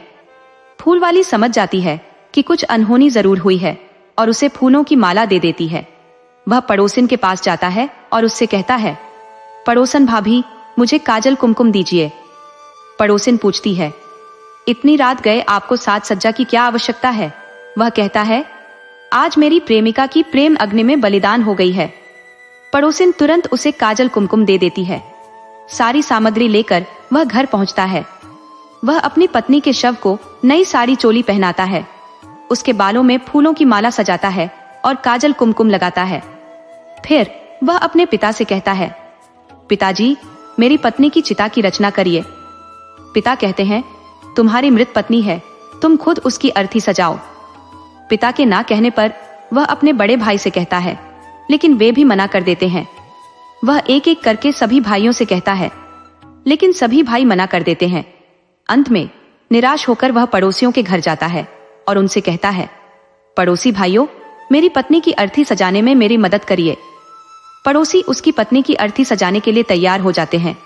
वह चिता सजाकर अपने पिता से पूछता है, पिताजी, मैं उसे कहाँ अग्नि दूं?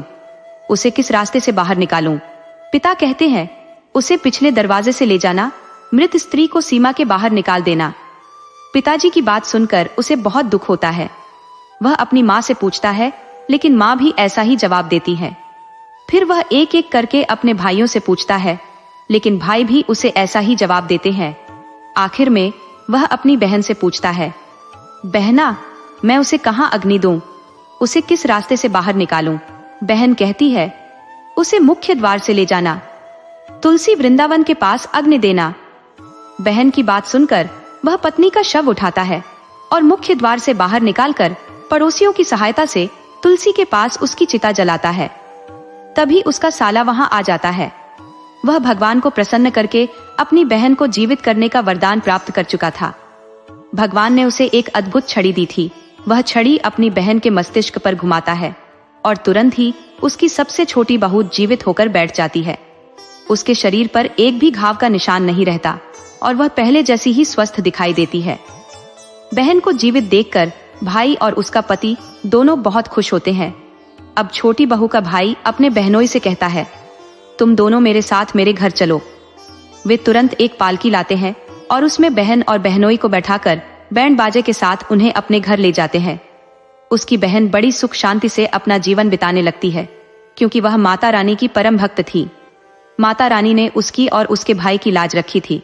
उसके ससुराल वाले, जिनमें पिता, ससुर, सास, देवरानी और जेठानी शामिल थे, ने उसे कभी कोई सम्मान नहीं दिया।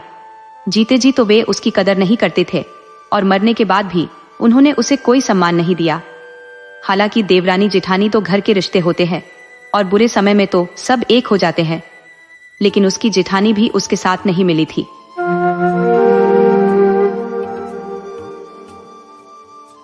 एक गांव में एक स्त्री अपने पति के साथ निवास करती थी। बाल्यावस्था से ही उसका शिव भक्ति में गहन अनुराग था। जहां कहीं भी भोलेनाथ की आराधना या अनुष्ठान होता, वह अनिवार्य रूप से उसमें सम्मिलित होती। उसके हृदय में भगवान शिव के प्रति अनन्य श्रद्धा और अगाध विश्वास समाहित था। समय के प्रवाह में जब वह युवती हुई तो उसका विवाह संपन्न हुआ और वह अपने पति के घर आ बसी। गृहस्थ जीवन में प्रवेश के बाद भी उसने अपनी पूजा पाठ की परंपरा को छोड़ा नहीं। विधिवत नियमों का पालन करते हुए वह देव आराधना में संलग्न रहती। जहां कहीं शिव कथा, कीर्तन या सत्संग होता, वहां उपस्थित होना उसकी आदत बन गई। किंतु विवाह के वर्षों बीत जाने पर भी उसकी गोद सूनी रही। मातृत्व सुख की कमी उसके जीवन में एक गहरे दुख का कारण बनी। वह प्रायः उदास रहती और भगवान को अपनी व्यथा सुनाते हुए अश्रुपात करती। उसे लगता कि उसकी प्रार्थनाएं व्यर्थ हो रही हैं। एक दिन पार्वती मां ने महादेव से कहा, हे शिव, देखिए यह स्त्री कितनी व्यथित है। यह आपके प्रति कितनी निष्ठा रखती है और आपकी आराधना में अपना संपूर्ण जीवन समर्पित कर दिया है। क्या आपको इसकी मनोकामना पूर्ण नहीं करनी चाहिए? भगवान शिव को भक्त के अश्रु असहनीय प्रतीत हुए। वे तत्काल उसकी सहायता के लिए प्रस्तुत हुए। अपने आशीर्वाद से उन्होंने उसकी गोद भर दी। कुछ समय पश्चात वह स्त्री गर्भवती हुई और 9वें माह में उसके घर एक चंद्रमा सा सुंदर पुत्र का जन्म हुआ। पुत्र के आगमन से उसका जीवन आनंद से परिपूर्ण हो गया। उसके हृदय में उल्लास का सागर उमड़ पड़ा। अब वह अपने पुत्र के लालन पालन में इतनी तल्लीन हो गई कि पूजा पाठ और आराधना को भूल बैठी। उसका संपूर्ण समय अब पुत्र की देखभाल में व्यतीत होने लगा। धीरे धीरे समय बीता और बालक 1 वर्ष का हुआ, फिर 5 वर्ष का हुआ। वह स्त्री अपने पुत्र से इतना जुड़ गई थी कि उसे एक पल के लिए भी अपने से दूर नहीं कर पाती थी। उसका संपूर्ण जीवन अब उसी बालक के इर्द गिर्द घूमने लगा। बच्चा अगर थोड़ा भी रो देता या उसे कोई मामूली तकलीफ हो जाती तो वह स्त्री अनगिनत उपायों में जुट जाती। नजर उतारने के लिए वह हर संभव टोने टोट के करती, इस डर से कि कहीं उसके बेटे को किसी की बुरी दृष्टि न लग गई हो। अपनी संतान के प्रति उसका इतना गहरा मोह था कि उसे बाकी दुनिया से कोई वास्ता नहीं था। समय बीतते बीतते वह लड़का 5 वर्ष का हो गया। तब उसके पति ने अपनी पत्नी को समझाया, देखो, अब बच्चे का नाम स्कूल में लिखवा दो। अगर वह पढ़ाई नहीं करेगा तो जीवन में सफल कैसे होगा? हम हमेशा उसके साथ नहीं रह सकते। उसे आत्मनिर्भर तो बनना ही पड़ेगा। लेकिन वह औरत मानने को तैयार नहीं थी। उसने कहा, मेरा बच्चा अगर स्कूल गया तो वह मुझसे दूर हो जाएगा। भूखा रहेगा, रोएगा। मैं अपने बेटे को स्कूल नहीं भेजूंगी। पति ने उसे बहुत समझाया। अंततः वह इस शर्त पर मान गई कि वह खुद बच्चे के साथ स्कूल जाएगी और स्कूल के बाहर तब तक बैठी रहेगी जब तक कि छुट्टी न हो जाए। हर दिन वह अपने बेटे को स्कूल छोड़ने जाती और छुट्टी तक स्कूल के बाहर ही बैठी रहती। उसके पति ने सोचा, चलो जो भी है, कम से कम बच्चा पढ़ तो रहा है। वह अपने पुत्र के प्रति अतिशय प्रेम में डूबी हुई थी। एक तो उसे वर्षों के इंतजार के बाद पुत्र रत्न प्राप्त हुआ था और दूसरा, वह बालक अत्यंत सुंदर और हंसमुख था। वह हमेशा अपने बेटे को सीने से लगाए रखती और उसकी हर इच्छा पूरी करने में लगी रहती। समय के साथ लड़के ने स्कूल की पढ़ाई पूरी की और कॉलेज में प्रवेश कर लिया। धीरे धीरे उसने कॉलेज की शिक्षा भी पूरी की और नौकरी में लग गया। इस बीच वह स्त्री वृद्धावस्था की ओर बढ़ने लगी। परिवार के लोगों ने उससे कहा, अब तुम्हें बीमारियां भी घेरने लगी है, अपने बेटे की शादी कर दो। उसे यह बात समझ आई। उसने एक सुंदर और सुशील कन्या देखकर अपने बेटे का विवाह कर दिया। किंतु विवाह के बाद घर का माहौल बदल गया। बहू अपनी सास को बिल्कुल पसंद नहीं करती थी। समय का पहिया ऐसा घूमा कि उसका पति भी इस संसार से विदा हो गया और वह अकेली रह गई। बेटा अपनी माँ से प्रेम करता था और हर बात में उससे सलाह लेता, लेकिन बहू की नाराजगी स्पष्ट थी। धीरे धीरे समय बीतता गया। सास को अपने अकेलेपन का भारी एहसास होने लगा। पति के न रहने और बहू के व्यवहार ने उसे भीतर से तोड़ दिया। उसकी तबीयत दिन ब दिन बिगड़ने लगी। कई चिकित्सकों को दिखाया गया, लेकिन उसकी स्थिति में सुधार नहीं हुआ। डॉक्टर से परामर्श के बाद यह स्पष्ट हो गया कि वृद्धा को तपेदिक जैसी गंभीर बीमारी ने जकड़ लिया है, यानी कि टीबी की बीमारी हो गई है। इस बीच बहू गर्भवती थी और जल्द ही संतान को जन्म देने वाली थी। उसने अपने पति से कहा, तुम्हारी माँ बीमार है, मैं नहीं चाहती कि उनकी बीमारी का असर हमारे बच्चे पर पड़े। पति ने धैर्यपूर्वक उसे समझाया, मेरी माँ ने मुझे कठिन परिस्थितियों में पाला है, उनके त्याग और ममता को मैं कैसे भूल सकता हूँ। मैं अपनी माँ को नहीं छोड़ सकता। कुछ समय पश्चात बहू ने एक सुंदर और स्वस्थ पुत्र को जन्म दिया। जब सास ने पोते को गोद में लेने की कोशिश की तो बहू ने उसे झिड़कते हुए कहा, तुम्हारी तबीयत खराब है, तुम अपने कमरे में ही रहो, बच्चे को छूने की जरूरत नहीं है। इसके बाद सास अपने कमरे में जाकर गुमसुम बैठ रोने लगती। समय बीतता गया। कहते हैं वक्त पंख लगाकर उड़ता है। ओता अब 5 वर्ष का हो चुका था, लेकिन वृद्धा की बीमारी ने उसकी हालत और बिगाड़ दी। बहू ने सास को घर के अलग कमरे में रखवा दिया, ये कहकर कि उनकी बीमारी से घर के दूसरे सदस्य संक्रमित हो सकते हैं। उसने यहाँ तक कह दिया कि सास को दिए गए बर्तनों का उपयोग बाकी परिवार न करे। वृद्धा ने चुपचाप बहू की बातें सुनी और अपने कमरे में जाकर रोने लगी। वह सोचती, कैसे मैंने अपने बेटे को तमाम दुख सहते हुए बड़ा किया और आज यह दिन देखना पड़ रहा है। बेटा जब भी माँ से हालचाल पूछने जाता तो बहू उसे डांटती, तुम्हारी माँ को अलग रखा है तो उसके पीछे मत जाओ, इससे हमारी और बच्चे की सेहत पर असर पड़ेगा। हालांकि बेटा अपनी माँ का पक्ष लेता, लेकिन बहू उसकी बातों को अनसुना कर देती। इस बीच पोते को अपनी दादी का स्नेह अधिक भाने लगा। वह अपनी माँ के बजाय दादी के पास समय बिताने लगा। दादी का स्नेह बच्चे के लिए आकर्षण का केंद्र बन गया था। बहू यह देखकर चिंतित हो गई। उसने महसूस किया कि पति को मनाना आसान नहीं है। अब उसे कोई ऐसा उपाय सोचना था जिससे स्थिति उसके पक्ष में हो सके। अब बहू ने एक समाधान सोच लिया। उसने मिट्टी के कुछ बर्तन मंगवाए और ऐलान किया, आज से मैं इनकी थाली में हाथ भी नहीं लगाऊंगी और ना ही हमारे घर के बर्तनों में खाना दूंगी। इनकी बीमारी अब खतरनाक हो चुकी है, ये हमें भी संक्रमित कर देंगे। ये सुनकर बेटा कहने लगा, तुम मत देना, मैं माँ को खाना दे दूंगा। लेकिन बहू अपनी बात पर अड़ी रही। उसने कहा, अगर मेरे पति और मेरे बच्चे को कुछ हो गया तो मैं कहाँ जाऊंगी? छोटे से बच्चे को लेकर मैं क्या करूंगी?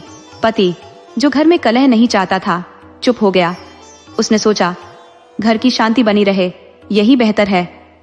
बेटी ने माँ के लिए मिट्टी के बर्तन ला दिए। अब बहू जो भी खाना बनाती, चावल, रोटी, दाल या सब्जी, सब मिट्टी के बर्तनों में परोसकर सास को दे देती। बेचारी वृद्धा आंसुओं को पीते हुए जो मिलता वही खा लेती।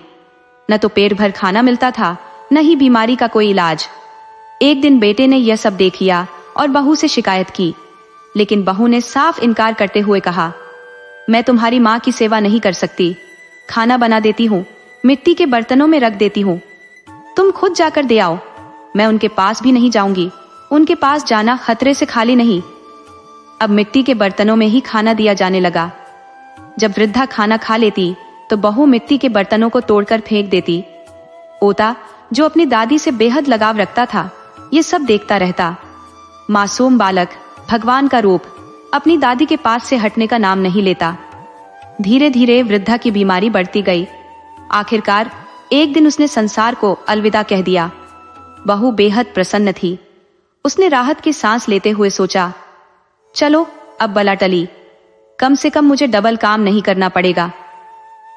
सास के गुजरने के कुछ दिन बाद जब बहू घर की सफाई कर रही थी, उसने उस कमरे में कई मिट्टी के बर्तन देखे जहां वृद्धा रहती थी।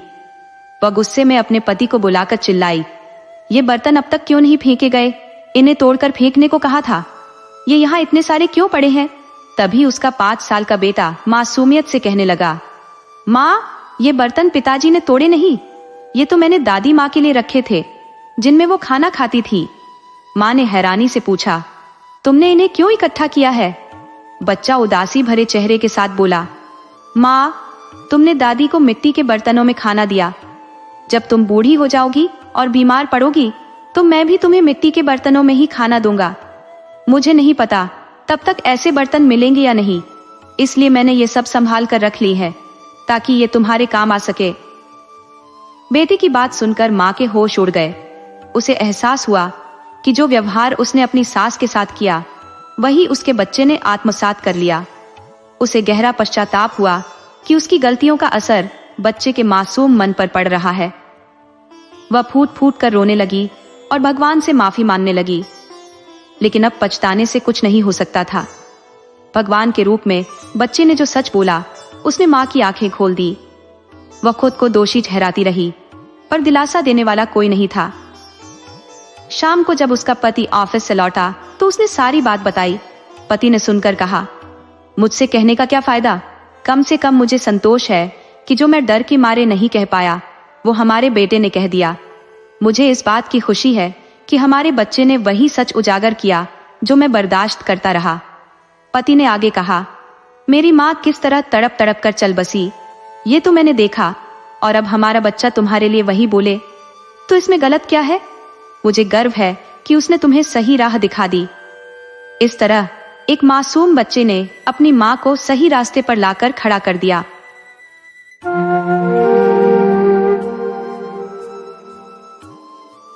राधे राधे प्रिय मित्रों, आज हम आपको एक ऐसी अद्भुत कथा सुनाने जा रहे हैं जिसमें एक मायावी जादूगर ने राजकुमारी को पत्थर की मूर्ति में क्यों परिवर्तित कर दिया। यदि आप हमारे चैनल पर नए हैं तो कृपया हमारे चैनल को लाइक, सब्सक्राइब और शेयर अवश्य करें। आइए आरंभ करते हैं इस अद्वितीय कहानी से। आनंदपुर नाम के अनुरूप एक ऐसा राज्य जो सुख, समृद्धि और शांति का मूर्त रूप था।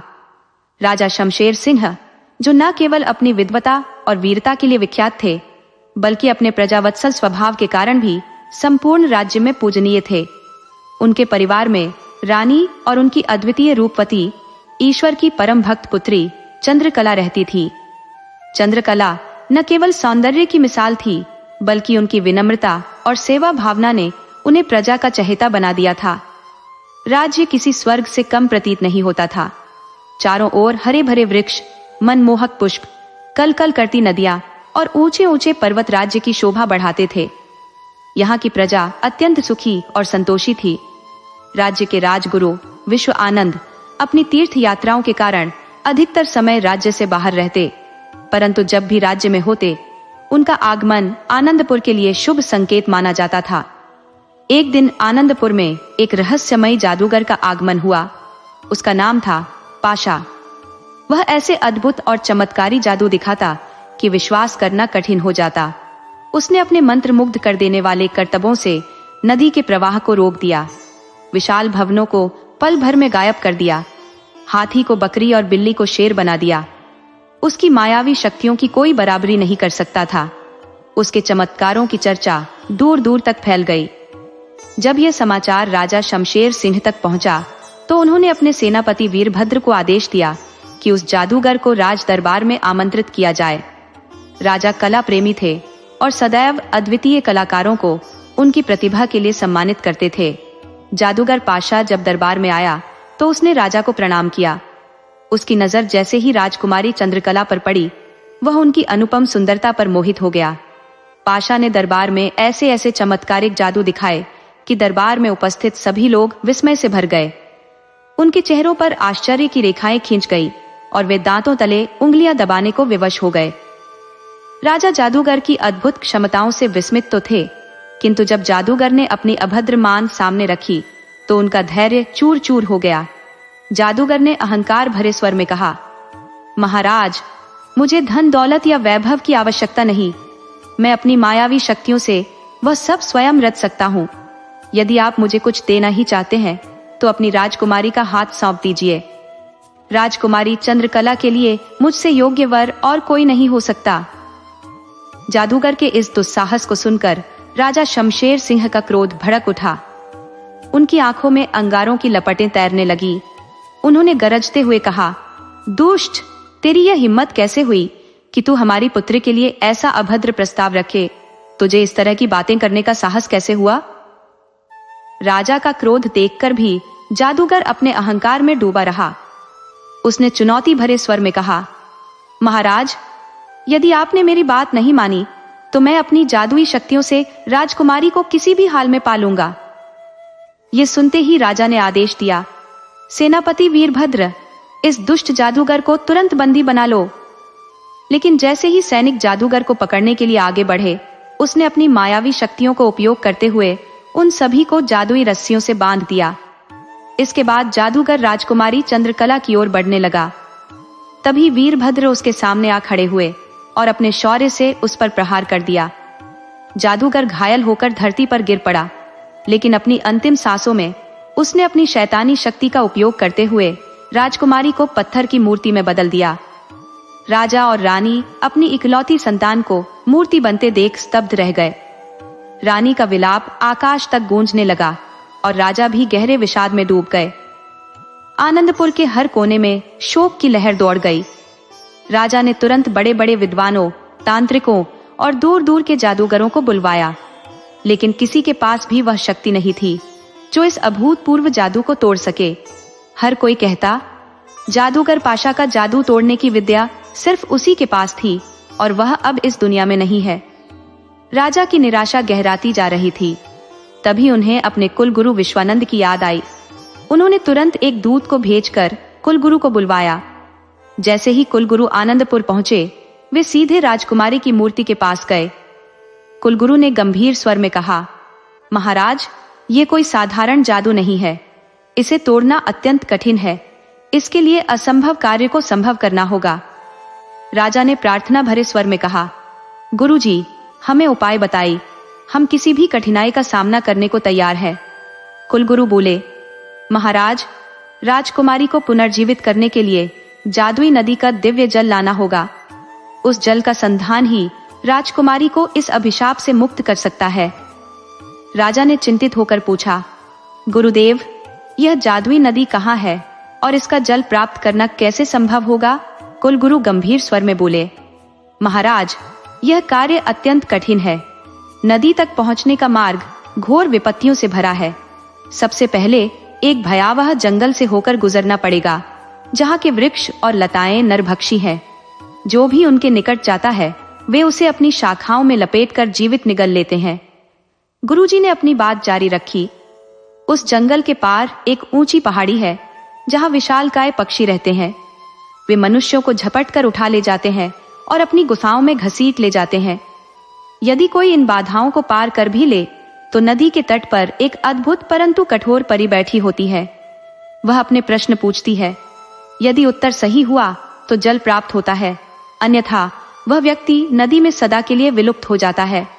आज तक इस मार्ग पर जाने वाले कोई भी वापस नहीं लौटे। राजा के चेहरे पर चिंता की लकीरें और गहरी हो गईं। उन्होंने कहा, गुरुजी, ऐसे दुर्जय कार्य को पूरा करने के लिए हमें अत्यंत साहसी, बुद्धिमान और निष्ठावान व्यक्ति की आवश्यकता होगी। इसके बाद राजा ने अपने पूरे राज्य में घोषणा करवाई, जो भी इस दुर्गम कार्य को पूरा कर जादुई जल लाएगा, उसका विवाह राजकुमारी चंद्रकला से किया जाएगा और उसे आधा राज्य भी प्रदान किया जाएगा। परंतु कई दिन बीत गए और कोई भी युवक इस कार्य के लिए आगे नहीं आया। लोग कहने लगे, जान है तो जहान है, अपनी जान जोखिम में डालने की मूर्खता कौन करेगा। राजा निराश होकर महल में बैठे थे। तभी सेनापति वीरभद्र ने प्रवेश किया और दृढ़ स्वर में कहा, महाराज, कृपया निराश न हो। मैं अपने विश्वास पात्र सैनिकों के साथ इस कार्य को पूरा करने का प्रण करता हूँ। राजा को वीरभद्र की बहादुरी पर गर्व हुआ। उन्होंने उसे यात्रा पर जाने की अनुमति दे दी। वीरभद्र अपने सैनिकों के साथ अनेक संकटों का सामना करते हुए आगे बढ़ रहा था। मार्ग में भयानक जंगल आया। वह जंगल अस्वाभाविक रूप से शांत था। सैनिकों को वहां कोई जानवर तक दिखाई नहीं दिया, जिससे वे थोड़े निश्चिंत हो गए। लेकिन वीरभद्र ने सबको सतर्क रहने का आदेश दिया। जैसे ही उन्होंने जंगल में प्रवेश किया, पेड़ों और लताओं ने जीवित होकर सैनिकों पर आक्रमण कर दिया। उनकी शाखाओं ने सैनिकों को कसकर जकड़ लिया। वीरभद्र ने अपने सैनिकों को साहस दिलाया। तेज तलवारों और दृढ़ मनोबल से उन्होंने उन नरभक्षी पेड़ों को काट डाला। जंगल पार कर वे पहाड़ी तक पहुंचे। वहां भयानक पक्षियों की डरावनी आवाजें गूंज रही थी। सैनिक घबरा उठे, लेकिन वीरभद्र ने उनका मनोबल ऊंचा रखा। उन्होंने कहा, हमारा उद्देश्य महान है। याद रखो, वीरता और बुद्धिमानी से हर बाधा को पार किया जा सकता है। जैसे ही वे सभी उस दुर्गम पहाड़ी पर चढ़ने लगे, विशाल पक्षियों ने अचानक आक्रमण कर दिया। सेनापति वीरभद्र और उनके साहसी सैनिकों ने तत्परता से अपनी धनुष बाण संभाले और उन पक्षियों पर प्रहार कर दिया। बाणों की मूसलाधार वर्षा ने उन पक्षियों को निसहाय कर दिया। अनेक पक्षी धराशायी हो गए और शेष भयभीत होकर वहां से पलायन कर गए। यह विजय सैनिकों में नई ऊर्जा और उत्साह का संचार कर गई।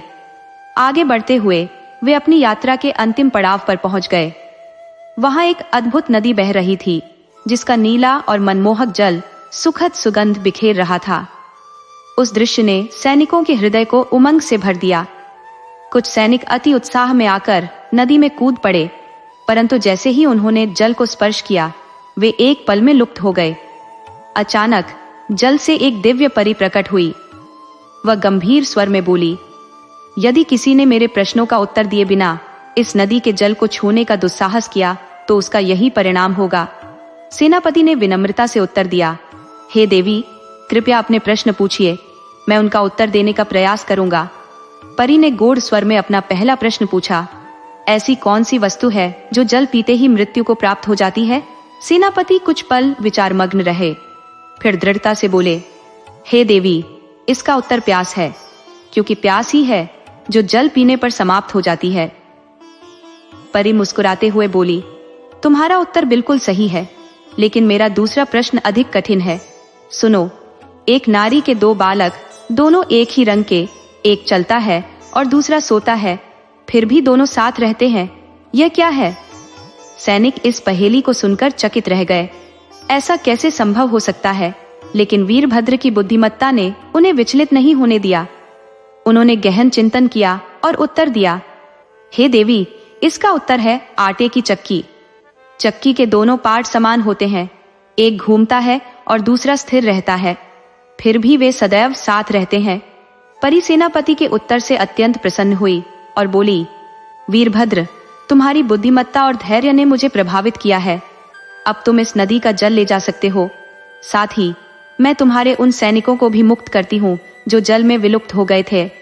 इतना कहकर परी लुप्त हो गई। नदी के भीतर से वे सैनिक बाहर आने लगे जो पहले जल में कूदे थे।